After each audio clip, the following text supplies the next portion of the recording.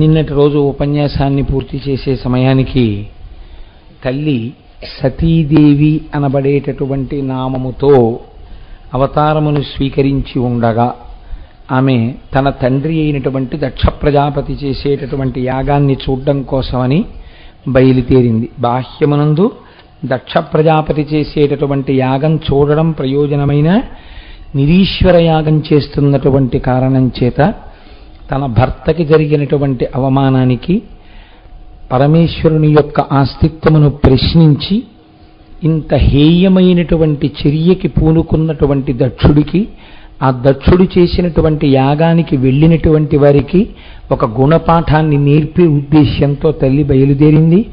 అలా బయలుదేరింది అని చెప్పడానికి మనకి ఆధారం ఏమి అన్నదాన్ని నేను మీకు శృతిలోంచి విశ్వస్య భేషజీ రుద్రస్య భేషజీ అని వేదం ఎందుకు పిలిచిందో, ఆ అమ్మవారు అలా బయలుదేరి వెళ్ళడం వెనకాతల ఉండేటటువంటి అంతరార్థమేమో మీకు నిన్నటి రోజున విజ్ఞాపన చేసి ఉన్నాను. తల్లి బయలుదేరి వెడుతున్నప్పుడు ప్రమదగణాలు ఆ తల్లి కట్టుకోవలసినటువంటి పట్టుపుట్టాలు, అలంకారం చేసుకోవలసినటువంటి నగలు, ఆవిడ పెట్టుకునేటటువంటి పువ్వులు, ఆవిడ ధరించేటటువంటి కస్తూరి తిలకము మొదలైన వాటినన్నింటినీ తీసుకుని వారు కూడా జయజయనాదములు చేస్తూ గంటలు మోగిస్తూ ఆ విమానం పక్కన ప్రమదగణాలన్నీ కూడా బయలుదేరాయి. ఇలా వెడుతుండగా మనమున మోదమందుచు ఉమాతరుణీమణిగాంచే దారు మృత్కనక కుశాజినాయస నికాయ వినిర్మిత పాత్రసీమము అనుపమ వేదఘోష సుమహత్ పశుబంధన కర్మభూమమున్ ముని విభుదాభిరామము సముజ్వల హోమము యాగధామమున్. ఎక్కడో లేదండి, అది దక్షారామం. మన కాకినాడ పక్కనే ఉంది దక్షారామం. ఆ తల్లి విమానంలో వెడుతూ కింద ఉన్నటువంటి దక్షారామాన్ని చూసింది. ఓహో, ఎక్కడ చూసినా యాగశాలలు నిర్మింపబడి ఉన్నాయి, హోమగుండాలు నిర్మింపబడి ఉన్నాయి. ఆ చేస్తున్నటువంటి యాగములోంచి పైకి లేచినటువంటి కొంత ధూమము కనపడుతోంది. అంటే ప్రారంభమునందు యాగం చేసేటప్పుడు అగ్నిహోత్రం నుంచి పొగ ఎక్కువ రాకూడదు. అలాగే అక్కడ కట్టబడినటువంటి ఆ యజ్ఞ పశువులు మొదలైనటువంటి వాటన్నింటినీ తల్లి చూసింది. చూసి విమానం దిగి ఆ యజ్ఞశాలలోకి ప్రవేశించింది అమ్మవారు. ప్రవేశిస్తే చనుదించిన మొగువను జననియు సోదరులు తక్క సభగల జనులెల్లను దక్షుని వలని భయమున అనయము అప్పుడు ఆదరింపరైరి మహాత్మా. ఆ వచ్చినటువంటి తల్లి సతీదేవిని జననియు కన్న తల్లి, సోదరులు, తోడపుట్టినటువంటి అన్నదమ్ములు తప్ప మిగిలినటువంటి వాళ్ళు ఎవ్వరూ పలకరించలేదు. తల్లి యొక్క అనుగ్రహం చేత బతుకుతున్నటువంటి లోకం, ఏ తల్లి శక్తి రూపంగా ఉంటే నడయాడుతోందో ఆ లోకం, తల్లి లోపలికి వస్తుంటే దక్షుడు శపిస్తాడేమోనన్న భయం చేత ఎవ్వరూ సతీదేవిని పలకరించడానికి కూడా ఇష్టపడలేదు, ముఖాలు పక్కకి తిప్పుకున్నారు.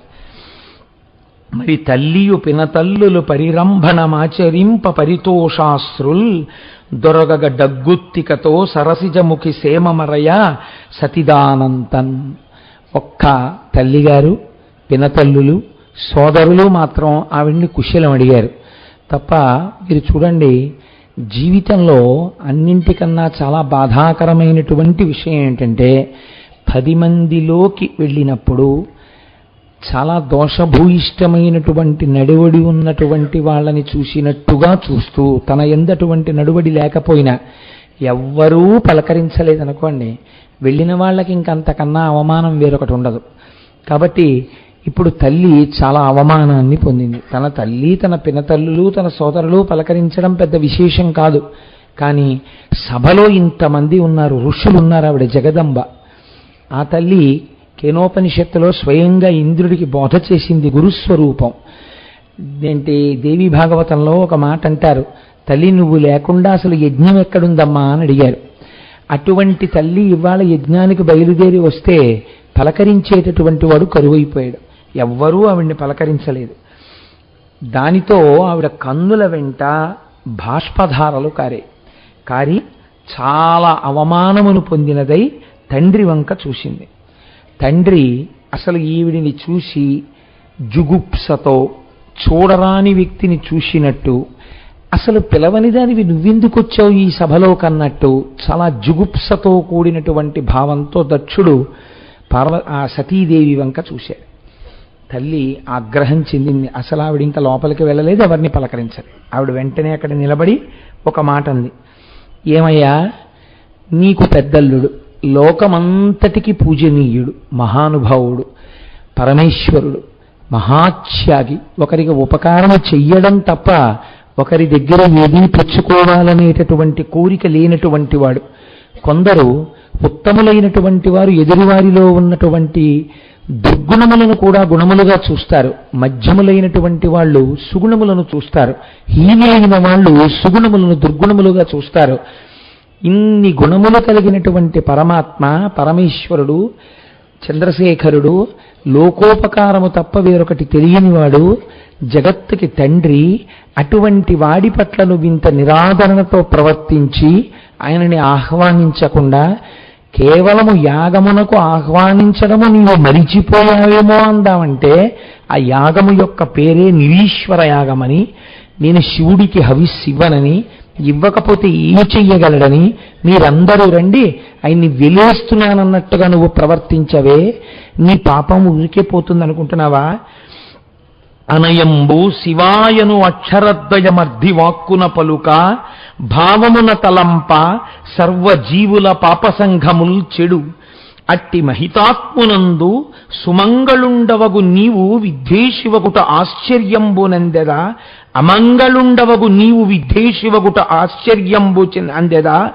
వినుము, నీ వదియుగాక చర్చింప యవ్వని చరణ పద్మంబుల నరసి బ్రహ్మానందమను మరందమతుల భక్తిని తమ హృదయంబులనిడి తుమ్మెదల చేత గ్రోలి సంతుష్ట చిత్తులగుదురు. అత్యంత విజ్ఞానుడెట్టి దేవునందు ద్రోహంబు చేసి తేమందు నిన్ను. ఏమయ్యా దక్ష, శివా ఈ రెండక్షరాలకి ఒత్తులు లేవు, పక్కన కనీసం సున్న లేదు, అరసున్న లేదు. శివ అన్న నామాన్ని పైకి పలికినా, ఒకవేళ పైకి పలకలేకపోతే లోపల శివ అని అనుకున్నంత మాత్రం చేత భావమున తలంప, లోపల తలుచుకుంటే చాలు, సర్వజీవుల పాప సంఘముల్ చెడు, సమస్త జీవుల యొక్క పాపములు పోతాయే. ఆయన పేరే అంత గొప్పదే. అటువంటి వాణ్ణి, అట్టి మహితాత్మునందు అమంగళుండవగు నీవు విద్వేషివగుటకాశ్చర్యంబునందెదా. ఇది సంస్కృతంలో మూలమునందు వ్యాసభగవానుడు భవోనహో ద్వేష్టి శివం శివేతరహ అని రచన చేశారు. ఎవడు శివుని ద్వేషిస్తున్నాడో వాడు మంగళమును ద్వేషించినట్టు. కాబట్టి నీకు అమంగళములు కలుగుతాయి తప్ప నీకు మంగళములు కలగవు. శివద్వేషికి మంగళం రమ్మంటే ఎక్కడి నుంచి వస్తుందయా అని సంస్కృతంలో వ్యాసుల వారంటే మహానుభావుడు అంటారు. ఆంధ్రీకరణ చేసినప్పుడు అమంగళుండవు నీవు అమంగళుడివి, మంగళం అక్కర్లేదన్నవాడు అమంగళుడే. అమంగళుండవగు నీవు విద్వేషివగుటకు ఆశ్చర్యంబునందెదా. నాకు చాలా ఆశ్చర్యంగా ఉందయ్యా. వినుము, నీ వదియుగాక చర్చింపనెవ్వని చరణ పద్మంబుల నరసి బ్రహ్మానందమను మరందమతుల భక్తిని తమ హృదయంబులనిడి తుమ్మెదల చేత గ్రోలి సంతుష్ట చిత్తులగుదురత్యంత విజ్ఞానులట్టి దేవునందు ద్రోహంబు చేసితే మందు నిన్ను. ఏ పరమేశ్వరుడి యొక్క పాద పద్మముల మీద భృంగములై తుమ్మెదలై వ్రాలి భక్తితో ఆ పాదములలో ఉండేటటువంటి మకరందమును త్రాగి మత్తెక్కి సమాధి స్థితులలో చేరి తమ జీవిత ప్రయోజనమును సాధించుకున్నటువంటి మహానుభావులు ఉన్నారు. అటువంటి వారికి ధ్యానమునందు ఆలయాలమైనటువంటి పరమశివుడి యొక్క పాదములు, ఆ శివుని యొక్క స్వరూపము నీకు ద్వేషభావమునకు ఆలమాలమైందంటే నీకు పతనము తప్ప ఏముంటుందని అనుకోవాలి నేను. అతుల భక్తిని తమ హృదయంబులండి తుమ్మెదల చేత గ్రోయి, తుమ్మెదలనేటటువంటి తమ హృదయముల చేత భక్తులు గ్రోతున్నారు ఆయన పాదములలో ఉండే మకరందాన్ని. మరియును అమ్మహితాత్ముని చరణ సరోజాత యుగము సకల జగంబుల్ నెరిగొలవగోరు కోర్కులు ధరమిడి వర్షించు అతని తగునే తెగడం. ఎటువంటి కోర్కె ఉన్నవాడైనా ఆ పరమశివుడి యొక్క పాదములను స్మరించి నమస్కరించినంత మాత్రం చేత కోరిక తీరుతాయే. కోరికలు తీర్చేవాడు నాకు రావడానికి వీల్లేదంటే యజ్ఞం చెయ్యాలన్న ఈ కోరిక ఎలా తీరుతుందనుకుంటున్నావురా నీకు? ఎవడు వస్తే కోరికలు తీరుతాయో వాడు రావద్దన్నావు. అది నిరీశ్వరయాగమేవా కావచ్చు. కాబట్టి ఆ కోరిక కూడా నీకు తీరడానికి వీల్లేదు. కాబట్టి ఇప్పుడు భంగపాటు మరింత పెరుగుతోంది, నువ్వు మరింత పాపాన్ని చేసిన వాడవయ్యావు. ఏమి నీ ఆరోపణ నా భర్త ఉందో, ఆయన వేసుకునేటటువంటి అలంకారాలు కదా నువ్వు మాట్లాడుతున్నావు. ఎవరిని పిలిచావు నువ్వు ఈ యాగానికి? చతుర్ముఖ బ్రహ్మగారిని పిలిచావు. ఎవరిని పిలిచావు నువ్వు ఈ యాగానికి? శ్రీ మహావిష్ణువుని పిలిచావు. త్రిమూర్తులలో ఒకడు పరమశివుడు. త్రిమూర్తులలో ఒకడైన పరమశివుడు నీకు పనికి రాలేదు. బ్రహ్మగారిని విష్ణువుని పిలిచావు నువ్వు. పరగచితాస్తి భస్మ నృకపాల జటాధరుడున్ పరేత భూచరుడు పిశాచయుక్తుడని శర్వు నమంగళగా తలంపరెవ్వరు ఒక్క నీవు తప్ప. మరి వక్పతి ముఖ్యులు మహాత్ము సచ్చరణ సరోజరేణువులు సమ్మతి దాల్తురు మస్తకంబులం. ఏమయ్యా, ఆయన ఏదో బూడిద రాసుకుంటాడు, ఒంటికి ఏనుగు చర్మం కట్టుకుంటాడో, జడలు ధరిస్తాడో, శ్మశానంలో ఉంటాడో, ఆయన చుట్టూ పిశాచాలు తిరుగుతున్నాయి, ఆయన మీద ఆరోపణలు చేశావే. శివతత్వం నీకేమైనా తెలుసా? ఎందుకలా ఉంటాడో నువ్వు ఎరిగావా? నిన్నటి రోజున మీకు చెప్పాను కదా, ప్రతి విషయానికి అంత పరమ పవిత్రమైనటువంటి శంకరుణ్ణి పట్టుకుని అనరాని మాటలు అన్నావే. ఆ మహాత్ముని యొక్క చరణముల సరోజముల నుంచి రాలేటటువంటి ధూళిని పట్టి చతుర్ముఖ బ్రహ్మగారు తన 4 తలకాయల మీద జల్లుకుంటున్నాడే. ఏం మరి ఆయన చరా ధూళిని తన పాదముల మీద తల్లుకునేటటువంటి చతుర్ముఖ బ్రహ్మగారు ఆహ్వానమునకు యోగ్యుడైతే నా భర్త శంకరుడు ఎందుకు యోగ్యుడు కాలేదు? నీ పక్షపాత బుద్ధి, నీ దుర్బుద్ధి బయట పెడుతోంది. దీనికి ఒక్కటే చెయ్యమని శాస్త్రం చెప్తోంది. నెలకొని ధర్మపాలన వినిర్ముల భర్గు తిరస్కరించు ఒక్కలుని జిహ్మ కోయదము. ఎవడు పరమశివుని నిరాధారంగా ఇలా నిష్కారణంగా పక్షపాత బుద్ధితో దూషిస్తున్నాడో వాడి నాలుక కోసేయాలి. అలా నాలుక కొయ్యలేకపోతే వాడే అక్కడ వెంటనే కర్ణరంధ్రములను మూసుకొని అక్కడి నుంచి దూరంగా వెళ్ళిపోవాలి. ఆ పాపాన్ని పంచుకోకూడదు. ధర్మశాస్త్రాలు అలా మాట్లాడుతున్నాయి శంకరుడి గురించి. జగత పితరం వందే పార్వతీ పరమేశ్వరవు. జగత్తుకి తండ్రి అయిన శంకరుణ్ణి నువ్వు నింద చేశావు. అటువంటి నింద చేసినటువంటి వాడి కూతురన్న పేరు నాకు ఈ శరీరం ఉన్నంత కాలం ఉంటుంది. నేను ఎక్కడ కనపడినా నన్ను దాక్షాయణి అంటారు, దక్షుడి కూతురు అంటారు, సతీదేవి అంటారు. ఆయనకి సతిని కాబట్టి సతీ అని పిలిపించుకోవడం నాకు ఇష్టమే. కానీ నీ సంబంధం గుర్తొచ్చేటట్టుగా నన్ను దాక్షాయణి అని పిలవాలంటే నీ కడుపున పుట్టిన ఈ శరీరంతో ఉంటే నన్ను పిలుస్తారు. కాబట్టి ఇక నాకు ఇష్టం లేదు. నువ్వు అనుభవించాలా బాధ. కాబట్టి జనుడ జ్ఞానమునం భుజించిన జుగుప్సంబైన అన్నంబు సయ్యన వెళ్ళించి పవిత్రుడైన గతి దుష్టాత్ముండవై ఈశ్వరుంఘను నిందించిన నీ తనూభవ అనంగా ఓర్వ. ఈ హేయ భాజామైనట్టి శరీరమున్ విడచి భాస్వచ్ఛుద్ధి ప్రాపించదన్. తెలియక ఏదో కలుషితమైనటువంటి ఆహారాన్ని తినేసిన తరువాత ఏదో పులుసు అనుకుని ఇంట్లో ఉండిన పులుసే కదా అని చెప్పి పులుసు పోసుకుని అన్నం తినేసినటువంటి వ్యక్తి ఆఖరణ మజ్జిగ అన్నం తిన్న తర్వాత పక్కనున్న వాళ్ళకి పులుసు వడ్డిస్తుంటే అందులోంచి చచ్చిన బల్లి పైకొస్తే అయ్యో తినేశాను కదా అని కడుపులో పెట్టుకోడు కదా, నోట్లో వేలు పెట్టైనా తిన్నది కక్కేస్తున్నాడు. బలవంతంగా తన కడుపులోది తాను కక్కినట్టు అది కల్మషభూయిష్టమని తెలిసిన తర్వాత తిన్న అన్నాన్ని తిన్నవాడే కక్కినట్టు. పరమద్రోహివి, పాపివి, శంకర ద్వేషివి, శివనింద చేసిన వాడివి. ఇటువంటి నీ కడుపున పుట్టిన శరీరంతో ఉండడాన్ని ఇంకా నేను అంగీకరించను. కాబట్టి భాస్వచ్ఛుద్ధి ప్రాపించదన్. ఈ శరీరాన్ని అగ్నిహోత్రంలో వదిలిపెట్టేస్తున్నాను అని నీలగలాపరాధీయకు నీకు తనూభవనౌట చాలదా. తన పాపం ఏమిటో చెప్తోంది. ఎందుకు వదిలిపెట్టవలసి వస్తోందో తెలుసా? చాలు కుమర్త్య నీకు తనుజాతనన్మది సిగ్గు పుట్టెడిన్నేల ధరన్ మహాత్ములకు ఎగ్గునరించడి వారి జన్మముల్ కాల్పనే తలంప జనక కుటిలాత్మగా ఎన్ని చూడగన్. ఎరా నీలగలాపరాధీయకు నీకు తనూభవునౌట చాలదా. అయితే నీ పాపమేమిటి అంటావా? మహాపాపం చేసిన వాడికి కూతురుగా ఉన్నాను నేను ఇప్పుడు. శివనేడ చేసిన వాడి కూతురుగా నేను ఆయన భార్యగా ఇంకా ఈ శరీరంతో ఉండడానికి ఇష్టపడను. చాలు కుమర్చ్య, ఒక దుర్బుద్ధి కలిగినటువంటి వాడా, నీకు తనుజాతనన్మది సిగ్గు పుట్టెడి. దక్షుడి కూతురు అని ఎవరైనా చెప్తే నేను సిగ్గుతో చచ్చిపోతాను రా. నీలాంటి దురాత్ముడికి కూతురునైనందుకు ధరన్ మహాత్ములకు ఎగ్గునిరించడి వారి జన్మముల్ కాల్సనే. మహాత్ముల పాలిట అపచారం చేద్దామని ప్రయత్నం చేసేటటువంటి దౌర్భాగ్యుల యొక్క జన్మ కాల్సన. ఎందుకు పనికొస్తుంది ఆ జన్మ? తలంప జనక కుటిలాత్మక ఎన్ని చూడగన్. ఆలోచించి చూడగా నీ వంటి వాడికి కుమార్తెగా ఉండాలని నేను అనుకుంటానా? అన్నిటికన్నా నా బాధ ఏమిటో తెలుసా? నా భర్త పరమజ్ఞాని, మహోదారుడు. ఇప్పుడు నువ్వు నన్ను ఇంత అవమానం చేస్తే నేను వెనక్కి వెళ్ళిపోతే ఏం చేస్తాడో తెలుసా? ఏమీ అనడు. అయ్యో ఇంత అవమానం పొందావా అని అడగడు. అలా అడిగితే చెప్పుకునేటప్పుడు నేను బాధపడతానేమో, చెప్పి బాధపడుతున్నప్పుడు నా కంట కన్నీరు కారుతుందేమోనని అడగడు. నన్ను ఓదార్చడానికి తన తొడ మీద కూర్చోపెట్టుకుంటాడు. దా ఇలా కూర్చో అంటాడు. అలా కూర్చోపెట్టుకున్నప్పుడు ఎప్పుడైనా పరిహాసం ఆడవలసి వస్తుంది. పరిహాసం ఆడవలసి వస్తే ఏం చేయాలి? నన్ను పేరు పెట్టి పిలవాలి.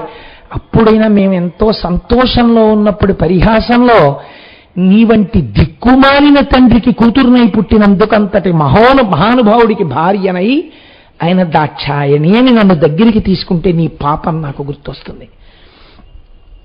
వృషకేతనుండు భగవంతుడునైన హరుండు నన్ను ఆదర పరిహాస వాక్యముల దక్షతను భవాయంచు పిల్వా.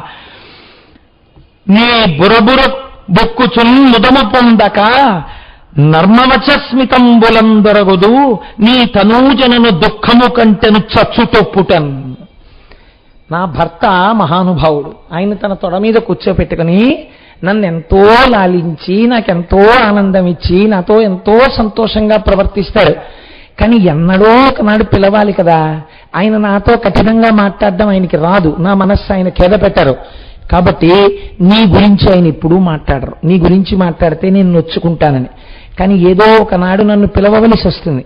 అప్పుడు నన్ను దగ్గరికి తీసుకుని దాక్షాయణి అంటారు. అన్నప్పుడు నేను దుష్టుడైన దక్షుడి కూతురునని నాకు జ్ఞాపకానికి వస్తుంది. దక్షుడి కూతురు శరీరంతో ఉండడం నాకు ఇష్టం లేదు. ఆ ఒక్క కారణానికి నేను చచ్చిపోతున్నాను రా అందావిడ. అలా నిలబడిపోయారండి యాగంలో ఉన్న వాళ్ళందరూ.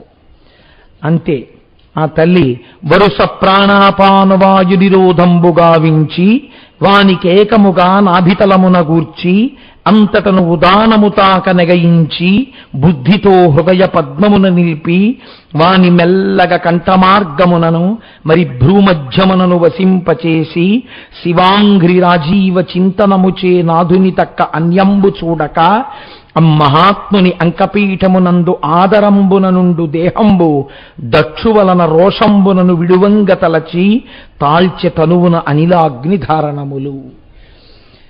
శంకరుడి యొక్క ఎడమ తొడ మీద కూర్చోవడానికి అర్హమై అలా కూర్చునేటటువంటి ఆ శరీరం దక్షుడి కూతురి యొక్క శరీరంగా ఉండడాన్ని ఇంకా ఆవిడ అంగీకరించలేదు. కాబట్టి ఆవిడ వెంటనే అక్కడ పద్మాసనం వేసుకుని ప్రాణ అపాన వ్యాన ఉదాన సమానమనేటటువంటి వాయువుల్ని ఒకదాంతో ఒకటి కలుపుతూ మూలాధారం దగ్గర నుంచి వాయువుల్ని పైకి లేపి భ్రూమధ్యం దగ్గరికి తీసుకొచ్చి సహస్రారానికి తీసుకెళ్లే ముందు శరీరంలో అగ్నిహోత్రాన్ని పుట్టించి యోగాగ్నిని భ్రూమధ్యమునందు ఆజ్ఞాచక్రమ మీద శంకరుడి యొక్క పాదపద్మములను ధ్యానం చేస్తూ ఆ పాదపద్మములే చూస్తూ అందరూ చూస్తుండగా ఒక్క క్షణంలో అగ్నిహోత్రంలో భస్మమైపోయింది తల్లి. బూది కుప్పయ్యి పడిపోయింది. పడిపోగానే అక్కడున్న వాళ్ళందరూ కూడా అరవా అప్పుడు వీక్షించి మహారోషముతోడా అక్కడున్న వాళ్ళందరూ గబగబా లేచారు. అయ్యయ్యో సకల చరాచర జనకుడైనట్టి ఈ దక్షుండు తన కూర్మితనయ మానవతి పూజనీయ ఈ సతి తనచే అవమానంబునుంది సమక్షమందు గాయంబు త్వరగంగ కనుగొనుచున్నవాడిట్టి దురాత్ముడిందేమి కలడే అనుచు చిత్తంబుల ఆశ్చర్యంబులొందిరదియునుగాక ఇట్లనిరి ఇట్టి దుష్టచిత్తుండు బ్రహ్మబంధుడనైన ఈతడనయంబుదా నపఖ్యాతి పొందు నిందపడి మీద దుర్గతి చెందుగాక ఎనుచు జనములు పలుక అయ్యవసరమునా. అక్కడ ఉండే వాళ్ళందరూ వీడు ప్రజాపతే, వీడు బిడ్డల్ని కన్నవాడా, ఎదురుగుండా కన్న కూతురు పిలవకపోయినా వస్తే అమ్మ రా అని అనలేదా? పైగా తల్లి అంత బాధపడి ఏడిచి మాట్లాడుతుంటే లేచి వెళ్ళి కనీసం ఇలా పట్టుకుని అమ్మా అంత బాధపడకు అని అనలేదా? ఎదురుగుండా అలా పద్మాసనం వేసుకుని అగ్నిహోత్రాన్ని పుట్టించి యోగాగ్నిలో ఆవిడ రగిలిపోయి కాలిపోయిందా? వీడు అలాగే కూర్చుని యాగం చేసుకుంటున్నాడా? వీడు తండ్రా? వీడు ప్రజాపతే? వీడు అనుభవించి తీరుతాడు. ఉపద్రవం వస్తుంది, జగత్తునందు పరమ అపఖ్యాతిని పొందుతాడు. ఏ ప్రజాపతికి లేనంతటి దుష్టకీర్తి దక్షుడు పొంది తీరుతాడు. అమ్మవారిని కూతురుగా పొంది పరమశివుణ్ణి అల్లుడిగా పొందినా దక్షుడి పేరుని గౌరవించకుండా లోకం దక్షుడనేటప్పటికీ దక్షయజ్ఞం గుర్తొచ్చేటట్టుగా, యజ్ఞ విధ్వంసము జ్ఞాపకానికి వచ్చేటట్టుగా అయి తీరుతుందనుకున్నారు. ఎప్పుడైతే అమ్మవారు యోగాగ్ని యందు భస్మమైపోయిందో అక్కడ ఉన్నటువంటి రుద్రగణాలన్నీ ఒక్కసారి లేచాయి. లేచి వాళ్ళు దక్షుడి మీదకి వెళ్ళబోయారు. ఒక్కొక్క సమయంలో అభిమానము ఉండడం దోషం కాదు, కానీ ఆ అభిమానము వెర్రితలలు వేసి తాను అభిమానించని వ్యక్తి యొక్క సర్వనాశనమును అంగీకరించే మనస్సుగా మాత్రం పరిణమించకూడదు. ఎప్పుడు ఒక్కటే కోరుకోవాలి, తాను ఎందుకు అభిమానించడు అన్నదానికి ఒక నిశ్చితమైన కారణం ఉండాలి, ధర్మబద్ధమైన కారణం. అది దిద్దపడితే ప్రేమించగలగాలి. అది లేనప్పుడు దోషభూయిష్టమైపోతుంది జీవితం. కాబట్టి చూడండి, ఇప్పుడు భృగు అర్థం లేని ఆవేశం. ఆనాడు దక్షుడు శంకరుణ్ణి తిడుతుంటే బ్రహ్మగారి సభలో కళ్ళు మిటకరించి కనుబొమలు ఎగరేసి అని ఎగదోశాడు తిట్టమని. ఏమి సంతోషమో తెలియదు. ఇప్పుడు పార్వతీదేవి యోగాగ్నిలో శరీరం వదిలేసింది, సతీదేవి వదిలేస్తే అతను చాలా సంతోషపడిపోయాడు.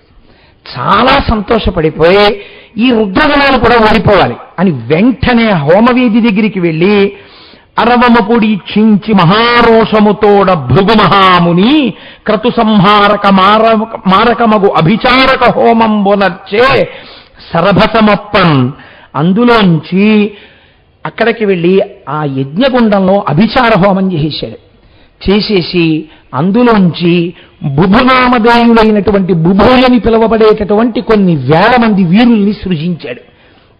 వాళ్ళందరూ వెళ్ళి రుద్రగణాలందరినీ తరిమి కొట్టేశారు. తరిమి కొట్టేస్తే చాలా సంతోషపడిపోయిన వాడు ఎవరో తెలుసా అండి? దక్షుడు. చాలా సంతోషపడి ఇప్పుడు దక్షుడు భృగువు వీళ్ళు యాగాన్ని నిర్వర్తిస్తున్నారు, నిరీశ్వర యాగాన్ని.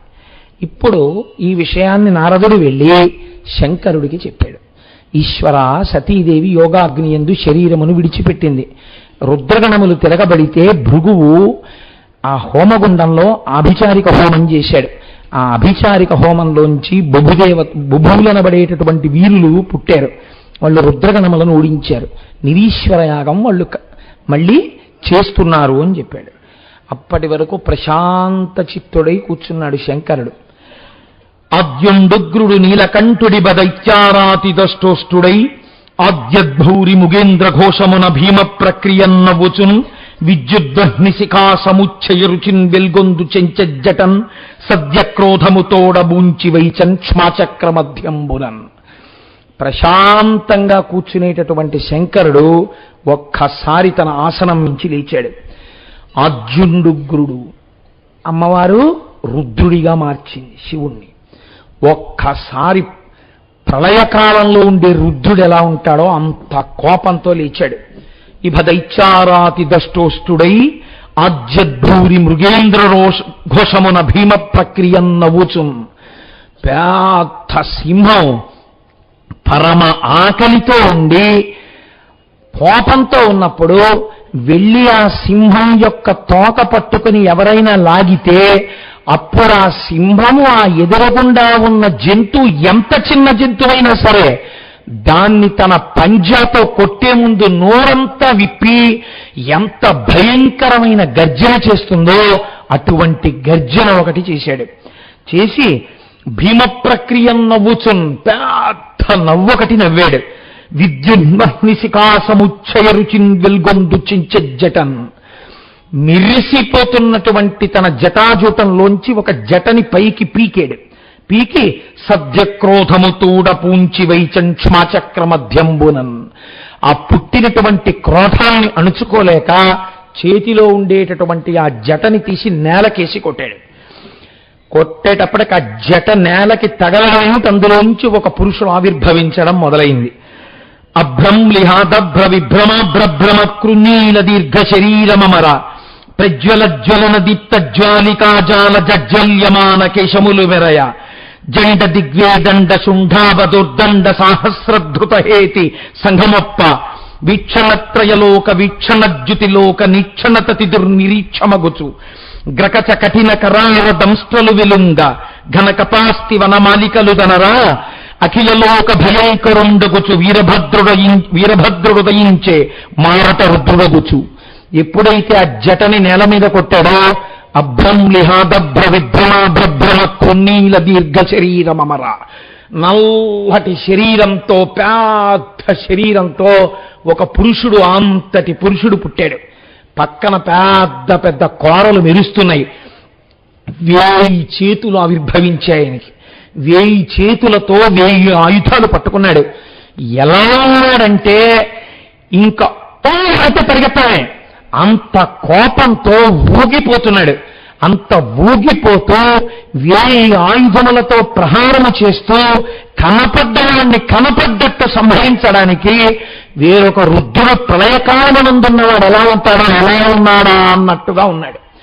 లేచి వీరభద్రుండు విహిత విద్వేషి భద్రుడగుచు తన 1000 చేతులు ముగిచి వినయమొసగనేనేమి చేయుదు ఎరుగనాకు నానతిమ్మన్న అతనికయ్యభవుడనియే.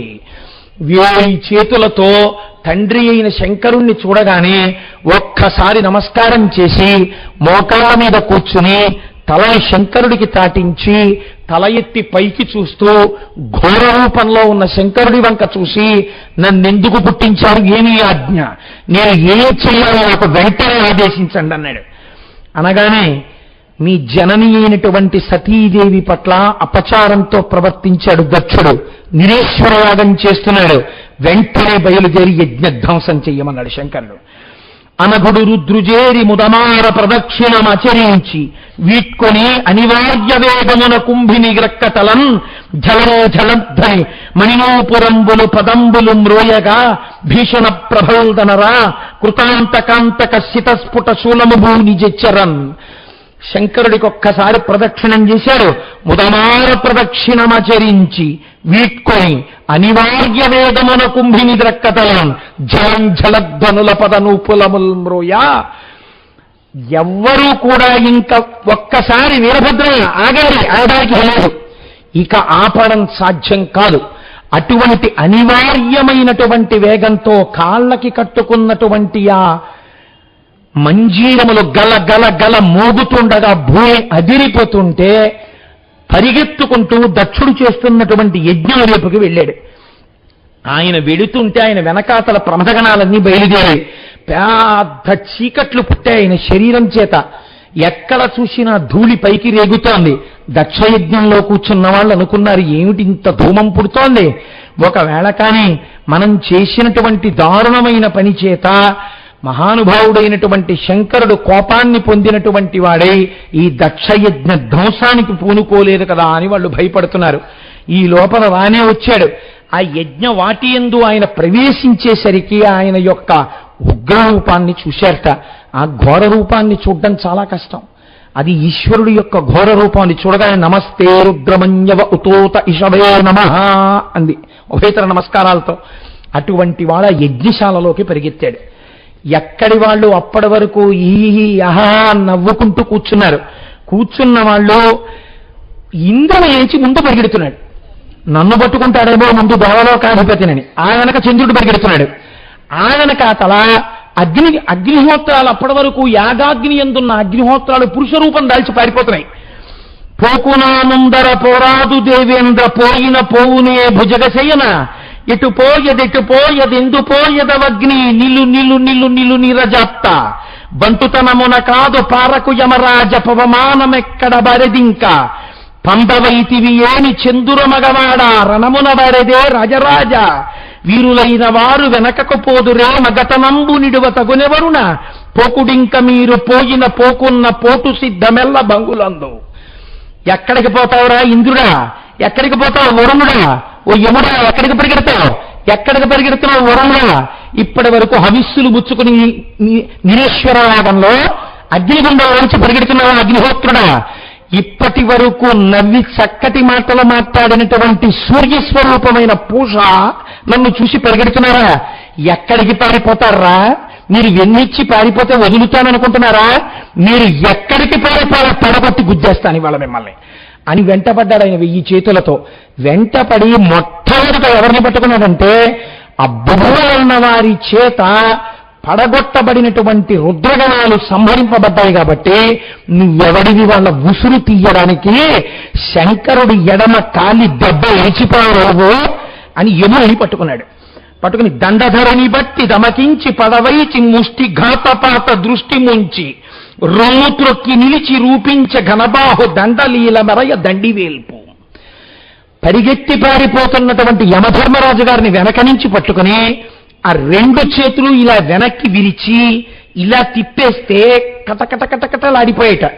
ఇలా తిప్పి ముందుకు తీసి ఒక్క తోపు తోసి కింద పారేసి తన కుడికాలి పాదంతో యమధర్మరాజు యొక్క గుండెల మీద నొక్కి పెట్టి పిడిగుద్దులతో ఆ డొక్కల్లో కొడుతుంటే పక్కటి ముఖలన్నీ విరిగిపోయేట యమధర్మరాజు గారికి. మిగిలినటువంటి దేవతలు ఇది చూసి పారిపోతున్నారు. ఈలోగా ఆయన పక్కకి చూసేటప్పటికి ఒక చిత్రమైన సన్నివేశం కనపడింది. అక్కడ యాగంలో సరస్వతీదేవి ఎంతో సంతోషంగా కళ్ళు మూసుకొని వీణ వాయిస్తోంది. ఆవిడిది వినలేదు, మంచి ధ్యానమగ్నురాలై ఉంది. ఆగాడైన ఒకసారి అక్కడ ఆగి చూశాడు. చూసి ఆహా నీకు వీణ వాయిస్తున్నావా అన్నాడు. అన వీణాదండాన్ని పట్టుకున్నాడు. పట్టుకున్నప్పుడు తీగ మోగలేదు. ఆగింది ఆవిడ. ఏమైందని కళ్ళు తెరిచి చూసింది. భయంకర రూపంతో ఎదురుగుండా ఉన్నాడు. ఆవిడ్ని కూడా గుద్దారు అంటే బాగుండదు కదండి. అంతటి వీరభద్రుడు ఎంత చమత్కారం చేశారో చూడండి. హరుడకిల గురుండని యుర్వరం రోయగ ఇచటికేల వచ్చితి చెప్పుమా వరదయనుచు తుద గోరున సరసాకృతి వాణి ముక్కు సయ్యన చిదిమెన్. ఏమ్మా నువ్వు శివుడికి చెల్లెలివి కదా, ఆయన జ్ఞానం ఇస్తాడు. ఆయన ఢమరుక మోగిస్తే మహేశ్వర సూత్రాలు వచ్చాయి. సమస్త విద్యలకి అధినాథుడైన మౌనంగా ఉండి చెప్తాడు, మాటతో చెప్తాడే. ఆయనలోంచి వచ్చినటువంటి జ్ఞానములకు నిన్ను అధిదేవతగా పిలుస్తాడే. అన్నగారి కమలానం జరుగుతూ యాగం జరుగుతుంటే సిగ్గు లేదా ఇక్కడికి వచ్చి కూర్చుని వీణ వాయిస్తున్నావా నువ్వు? నీకు యాగం కావలసి వచ్చిందా అని గట్టిగా గిల్లితే చచ్చిపోతుందేమోనని బొటన వేలికి చిటికిన వేలు గోరు పెట్టి ముక్కు గిల్లేసేట. గిల్లేస్తే ఇప్పటికీ దక్షమాతికి ఏం చెప్తారో తెలుసా అండి? ముక్కు ఊడిపోయి కింద పడిపోయింది. సరస్వతీదేవి అంగవిహీన అయింది. సరస్వతీదేవి అక్కడ ముక్కు ఊడిపోయింది. మళ్ళీ శంకరుడు వరం ఇచ్చాడు ముక్కు అంటుకుంటుందని. కాబట్టి అలా సరస్వతీదేవి ముక్కు గిల్లేస్తే సరస్వతీదేవి నోటి తాంబూలపు ఎర్రని నీటి చుక్క తాగితే మహాకవులయ్యేవారు. ఇవాళ వికృత రూపిణి అయి నెత్తురు కారిపోతున్న సరస్వతీదేవిని చూసి అదిరిపడి కిన్నెరకాంతల దగ్గర నుంచి లేచి పరుగులు మొదలెట్టారు. భగులే కూకటి పట్టి నిష్ఠురగతిన్ పండ్లూడ నోరంతయున్ పగులన్ రేసి కుడించుచున్ బదరచున్ పాపాత్మునిన్ దక్షునిన్ తగవే చూచిన కన్నులేవి అనుచున్ దట్టించి లీలాగతిన్ భగుకన్నుల్ వెరకెన్ సురల్ బెగడగా భద్రుండు రుద్రత్ముడై. ఆ భృగు అక్కడే కూర్చుని అలా ఉండిపోయాడు.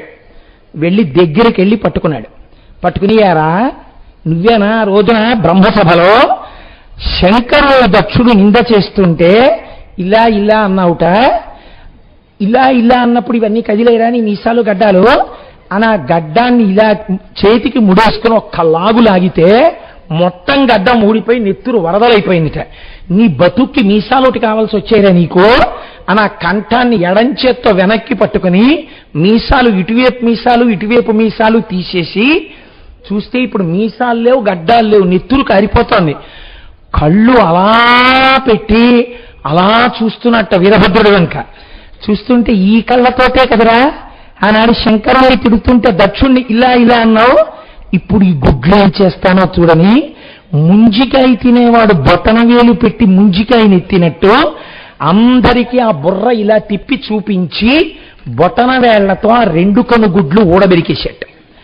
ఊడబెరికి ఇప్పుడు అఘోరించరా శంకర నిందకి కనుసైగ చేశావు, చూసావా దాని పరిణామాలు ఎలా ఉంటాయో తెలుసుకో. శంకర నింద చేస్తే ఎలాంటి రోజులు వస్తాయో గుర్తు పెట్టుకుని నింద చేయి అని గుడ్లోర బెరికి ఆ యాగ అగ్నిహోత్రం దగ్గర కూలదోసేసేట. కూలదోశ అక్కడతో ఊరుకున్నాడు అనుకుంటున్నారా? ఆ నోరు పట్టుకుని 2 దవడలు బాగా ఇలా విప్పి, ఈ నోటితోనేనా ఆ రోజున నందీశ్వరుడికి శాపాలు పెట్టావుట, శివుడికి వ్యతిరేకంగా మాట్లాడావుట, ఈ నోరందుకురా అని ఆ పై వరస దంతాలు పట్టుకుని కుదిపేసి, కింది వరస దంతాలు కుదిపేసి 2 చేతులతో 2 దవడలు పట్టుకుని ఇలా లాగేట. లాగితే నోరు ఇక్కడ వరకు చిరిగిపోయింది, పై దవడ కింద దవడ. ఎంత భీకరంగా కొట్టాడో చూడండి శివనింద చేసిన వాళ్ళందరినీ. అని భగవంకుకటి బట్టి నిష్ఠురగతిన్ పండ్లూడ నోరంతయం పగులం రేసి కుదించుచున్ బదవచున్ పాపాత్మునిన్ దక్షుణేన్ తగవే చూచిన కన్నులేవి అనుచున్ దట్టించి లీలాగతిన్ భగుకన్నుల్ విరికాన్ సురాబెగడగా భద్రండు రుద్రాత్ముడై ఆ కళ్ళు పీకేశాడు. పీకేసి యోషాగాధల పల్కు మంత్రముల తాని చోటికిన్ బోలా పూషాదిత్య దురాత్మ ఎంచు బెలుచన్ భూమిన్ పడన్ వేచి నిర్దోషుండాతని పండు డుల్చే అది హేతుఖ్యాతిగా ధాత్రిలో భాషల్ తప్పులు ఓయే ఆతనికి తా భాషించుచోనిప్పుడు. ఇవన్నీ ఎక్కడమనుకుంటున్నారు? ఎప్పుడో మహానుభావుడు పరమశివ భక్తుడు కనుక పోతన గారు వీరభద్ర విజయంలో చేసుకున్న పద్యాలు కాబట్టి పడగొట్టి ఆ రోజున పూష అనబడేటటువంటి ఆదిత్య సూర్యరూపం అది. ఆ సూర్యరూపాన్ని నోటితో మంచి మాటలు పలకాలి. నువ్వు సూర్యుడివి, జ్ఞానమూర్తివి. నువ్వు ఇటువంటి యాగం జరగకూడదని చెప్పవలసిన వాడివి, కర్మసాక్షివి. నోటితో మంచి మాటలు చెప్పవలసిన వాడివి. చెప్పకుండా నిరీశ్వర యాగంలో కూర్చున్నావా? హవిస్సుల కింద అని పళ్ళికిలించి చూస్తున్నావా? నీకెందుకురా ఈ నోరు?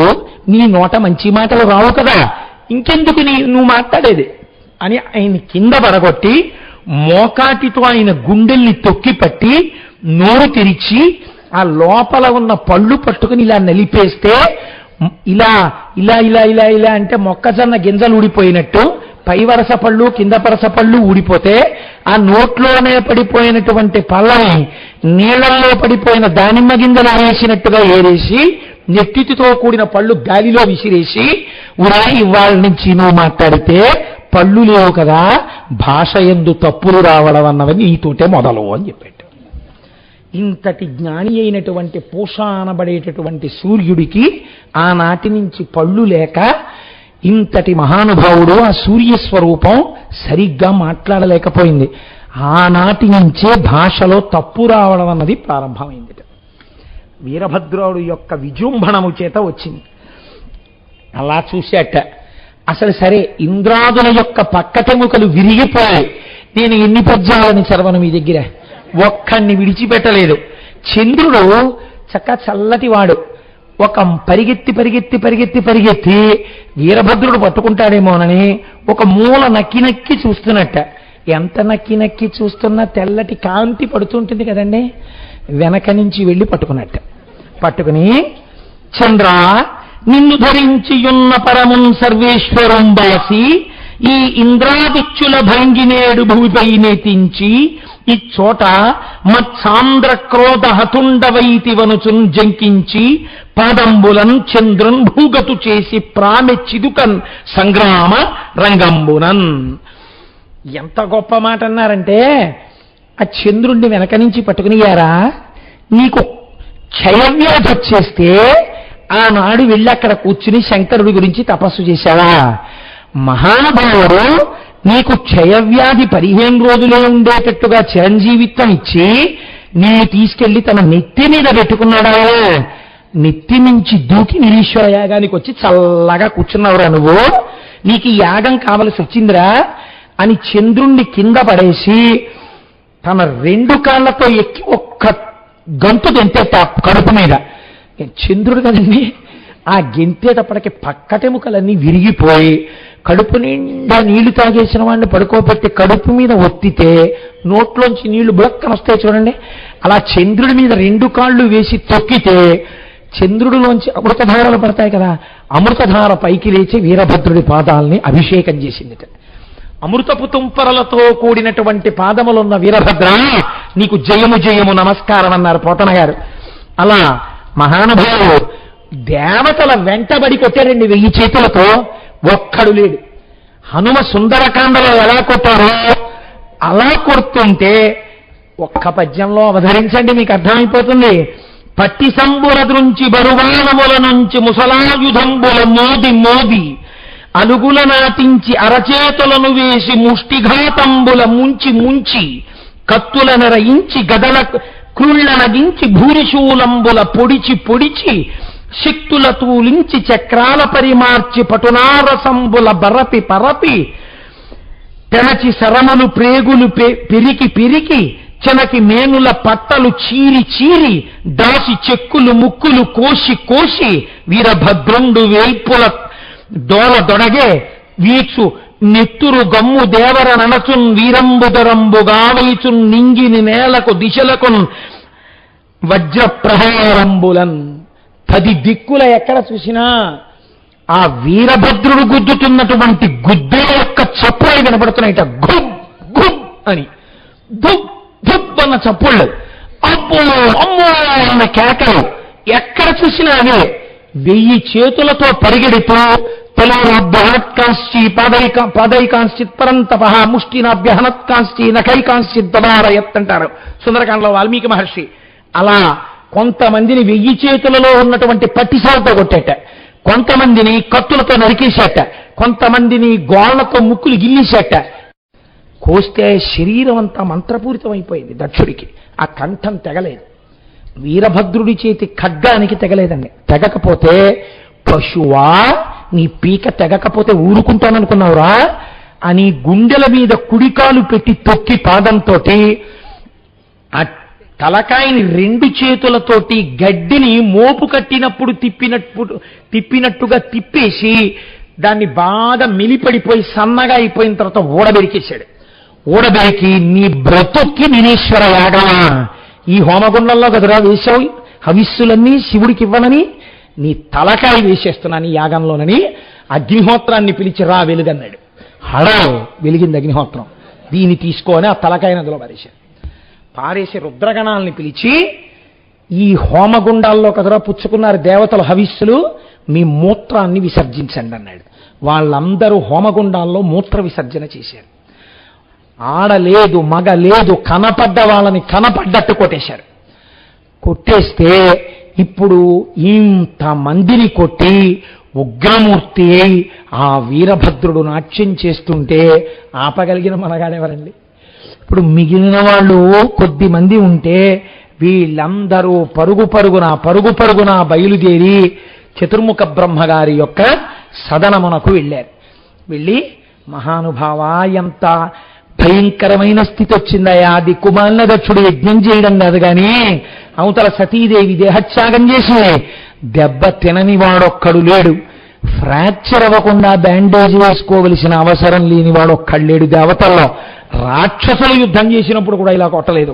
ఒక జట కొడితే వచ్చిన వాడే ఇలా ఉంటే కైలాసంలో ఉన్న ఆయన ఎలా ఉన్నాడో, ఇప్పుడు ఆయన దగ్గరికి మళ్ళీ వెడితే ఇంకా ఎక్కడ అక్కడ ఇక్కడ ఎవడైనా మిగిలిన్నాడంటే ఇంకో తడ కొట్టాడనుకో ఏమవుతుందో. మహానుభావ ఇప్పుడు ఏమిటి దీనికి పరిష్కారం అని అడిగితే, ఈలోగా ఆయన ఏం చేశాడో తెలుసా అండి? వీరభద్రుడు చేతిలో పట్టిసం పెద్ద కత్తి పెట్టి కొట్టాడు వీళ్ళందరినీ. దాని నిండా నెత్తురు ముద్దల కింద అంటుకుంది. ఈ పట్టిసాన్ని పట్టుకెళ్ళి గోదావరి నదిలో ఆ నెత్తురంతా కడిగి శాంతమూర్తి అయ్యాడు. ఎక్కడ తన చేతిలో ఉన్న పట్టిసాన్ని వీరభద్రుడు కడిగాడో అదే పట్టిసం తీర్థం, మన క్షేత్రం. చిత్రం ఏమిటో తెలుసా అండి? ఇప్పటికీ కూడా మనం ఆ దక్షారామం మనకి 28 కిలోమీటర్ల దూరంలో ఉంది.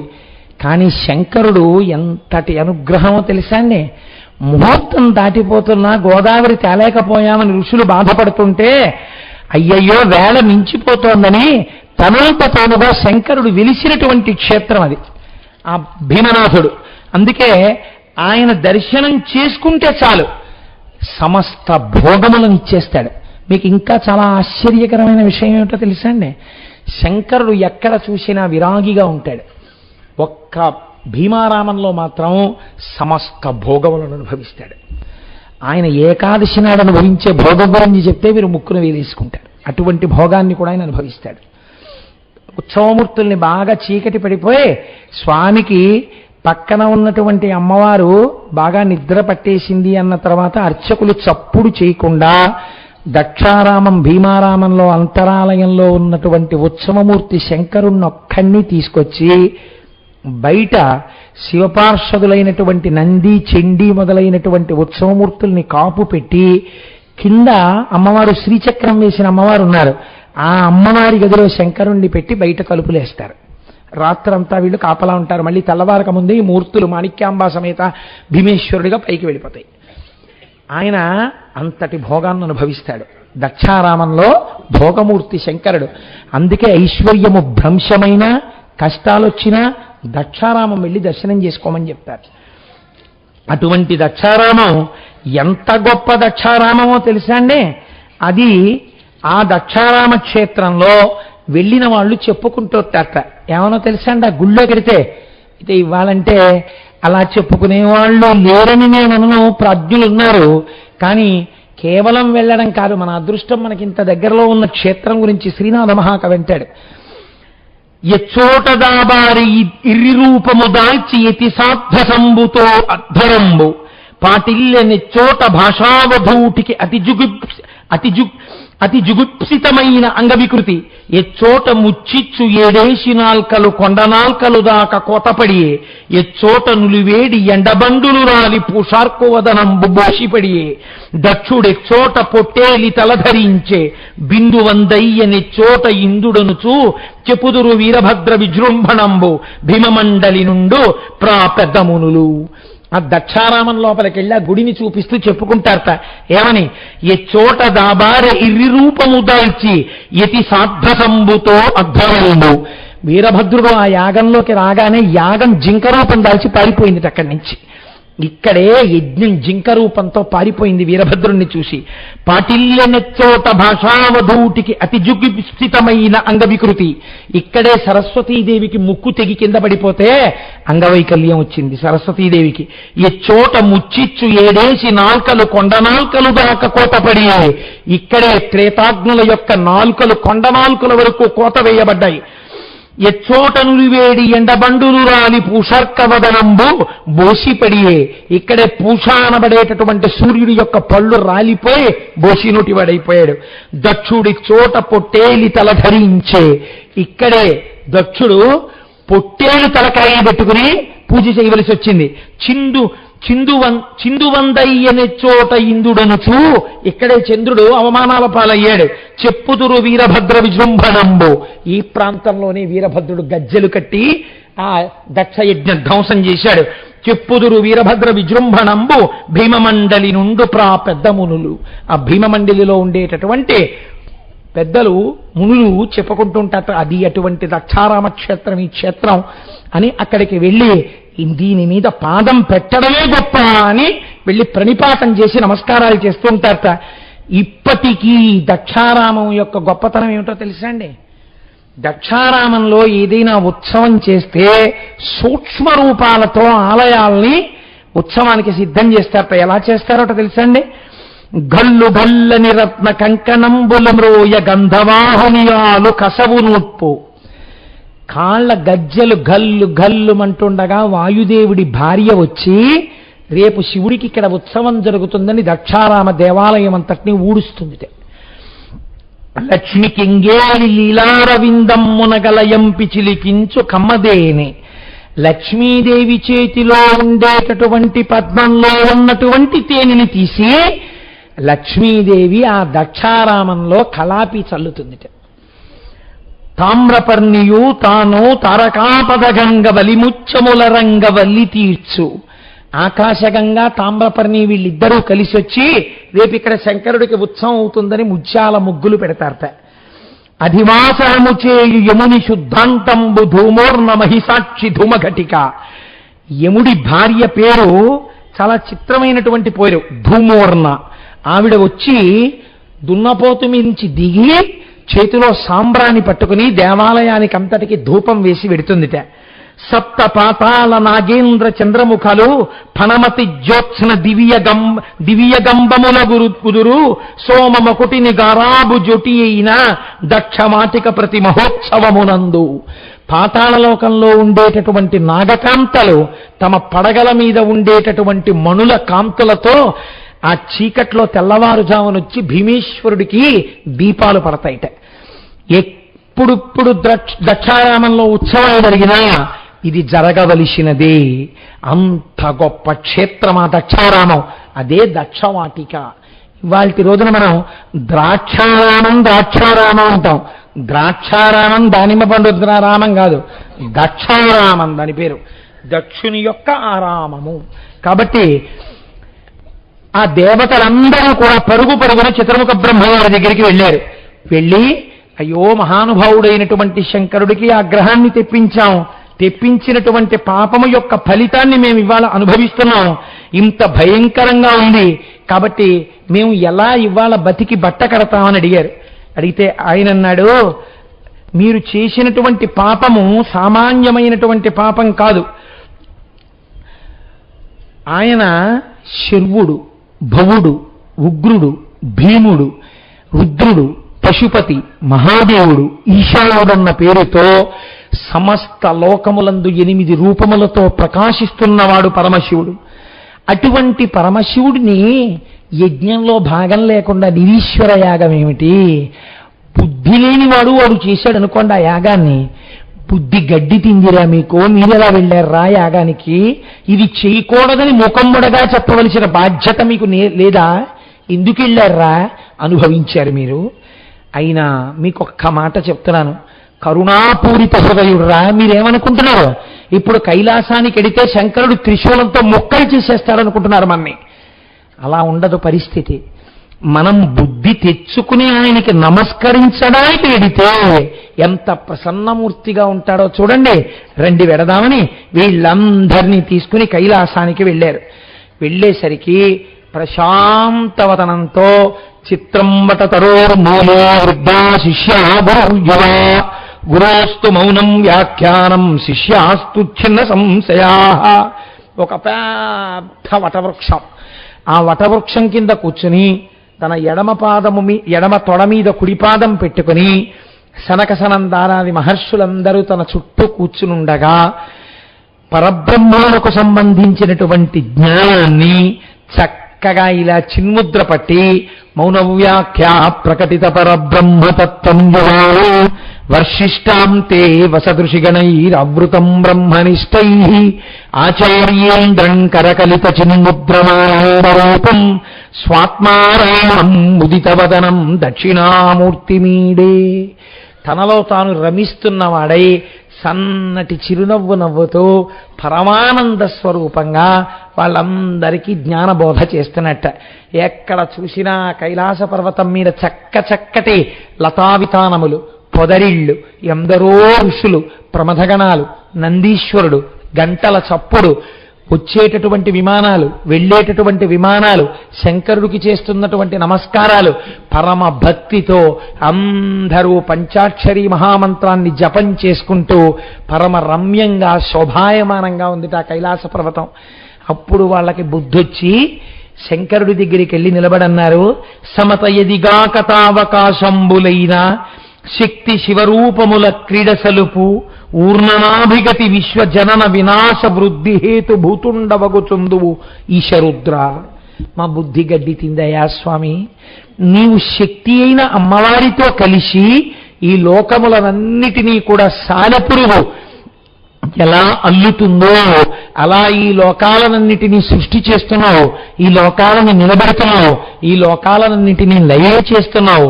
అటువంటి పరమాత్ముడవైనటువంటి నిన్ను గుర్తెరగక మేము ధూర్తతనంతో ప్రవర్తించి నిరీశ్వర యాగానికి వెళ్ళాం. చాలా భయంకరమైనటువంటి స్థితిలో ఉంది. ఎందరికో ఎముకలు విరిగిపోయాయి, అంగవైకల్యం సంభవించింది, పడిపోయి ఉన్నారు దక్షవాటిలో. ఈశ్వర నువ్వు కాకపోతే ఎవరు రక్షిస్తారు? కృప చేసి కాపాడమని అడిగారు. అడిగితే శంకరుడు వెంటనే చిరునవ్వు నవ్వి, బిడ్డలు మీరు తెలుసుకుంటే చాలు, అంతకన్నా మిమ్మల్ని బాధ పెట్టడం నా ఉద్దేశ్యం కాదు. ఎవరెవరు దెబ్బలు తిని మరణించిన వారున్నారో వారందరూ పూర్వం ఎలా ఉన్నారో అంతే తేజస్సుతో సజీవులుగుదురుగాక. దంతములు రాలిపోయినటువంటి పూష అనబడినటువంటి సూర్యస్వరూపము యజమానుల యొక్క పళ్లతో ఆయనే నములుగాక, ఆయనే స్వీకరించుగాక. ఇక నుంచి వారికి పళ్ళు ఊడిపోయాయి కాబట్టి పూష అనబడేటటువంటి సూర్యస్వరూపమునకు మెత్తటి పరమాన్నము నివేదన చెయ్యబడుగాక. ఇప్పటి ఆగిపోయినటువంటి యాగము యథార రీతిగా సశాస్త్రీయముగా వేదం ఎలా చెప్పిందో అలా పూర్తి చేయబడుగాక. దక్షుడి తల తెంపి అగ్నిహోత్రంలో పారేశాడు, అగ్నిహోత్రంలో కాలిపోయింది. కాబట్టి మూర్ఖత్వానికి పిరికితనానికి ప్రతీక కనుక మేకముఖాన్ని తీసుకొచ్చి దక్షుడి యొక్క శిరస్సుకి అతికింపబడుగాక. దక్షుడు సజీవుడగుగాక, బుద్ధి తెచ్చుకుని సంతోషముగా జీవితమును గడుపుగాక. మీ అందరూ పరమ సంతోషంతో ఆనందముగా నుందురుగాక. తన భార్య గురించి మాత్రం లేదు ఎక్కడ. ఇది శంకరుడంటే. ఏ నోరు పెట్టుకుని మీరు శంకరుడి యొక్క స్తోత్రం చెయ్యకుండా ఉంటానని అనగలరండి? ఇంతటి త్యాగి, ఇంతటి మహానుభావుడు శంకరుడంటే. అందరికీ మళ్ళీ వాళ్ళకి వరాలు ఇచ్చేశాడు, అందరినీ పునరుజ్జీవుల్ని చేసేశాడు. ఇప్పుడు మేకముఖం పెట్టుకుని వచ్చాడు దక్షుడు శంకరుడి దగ్గరికి.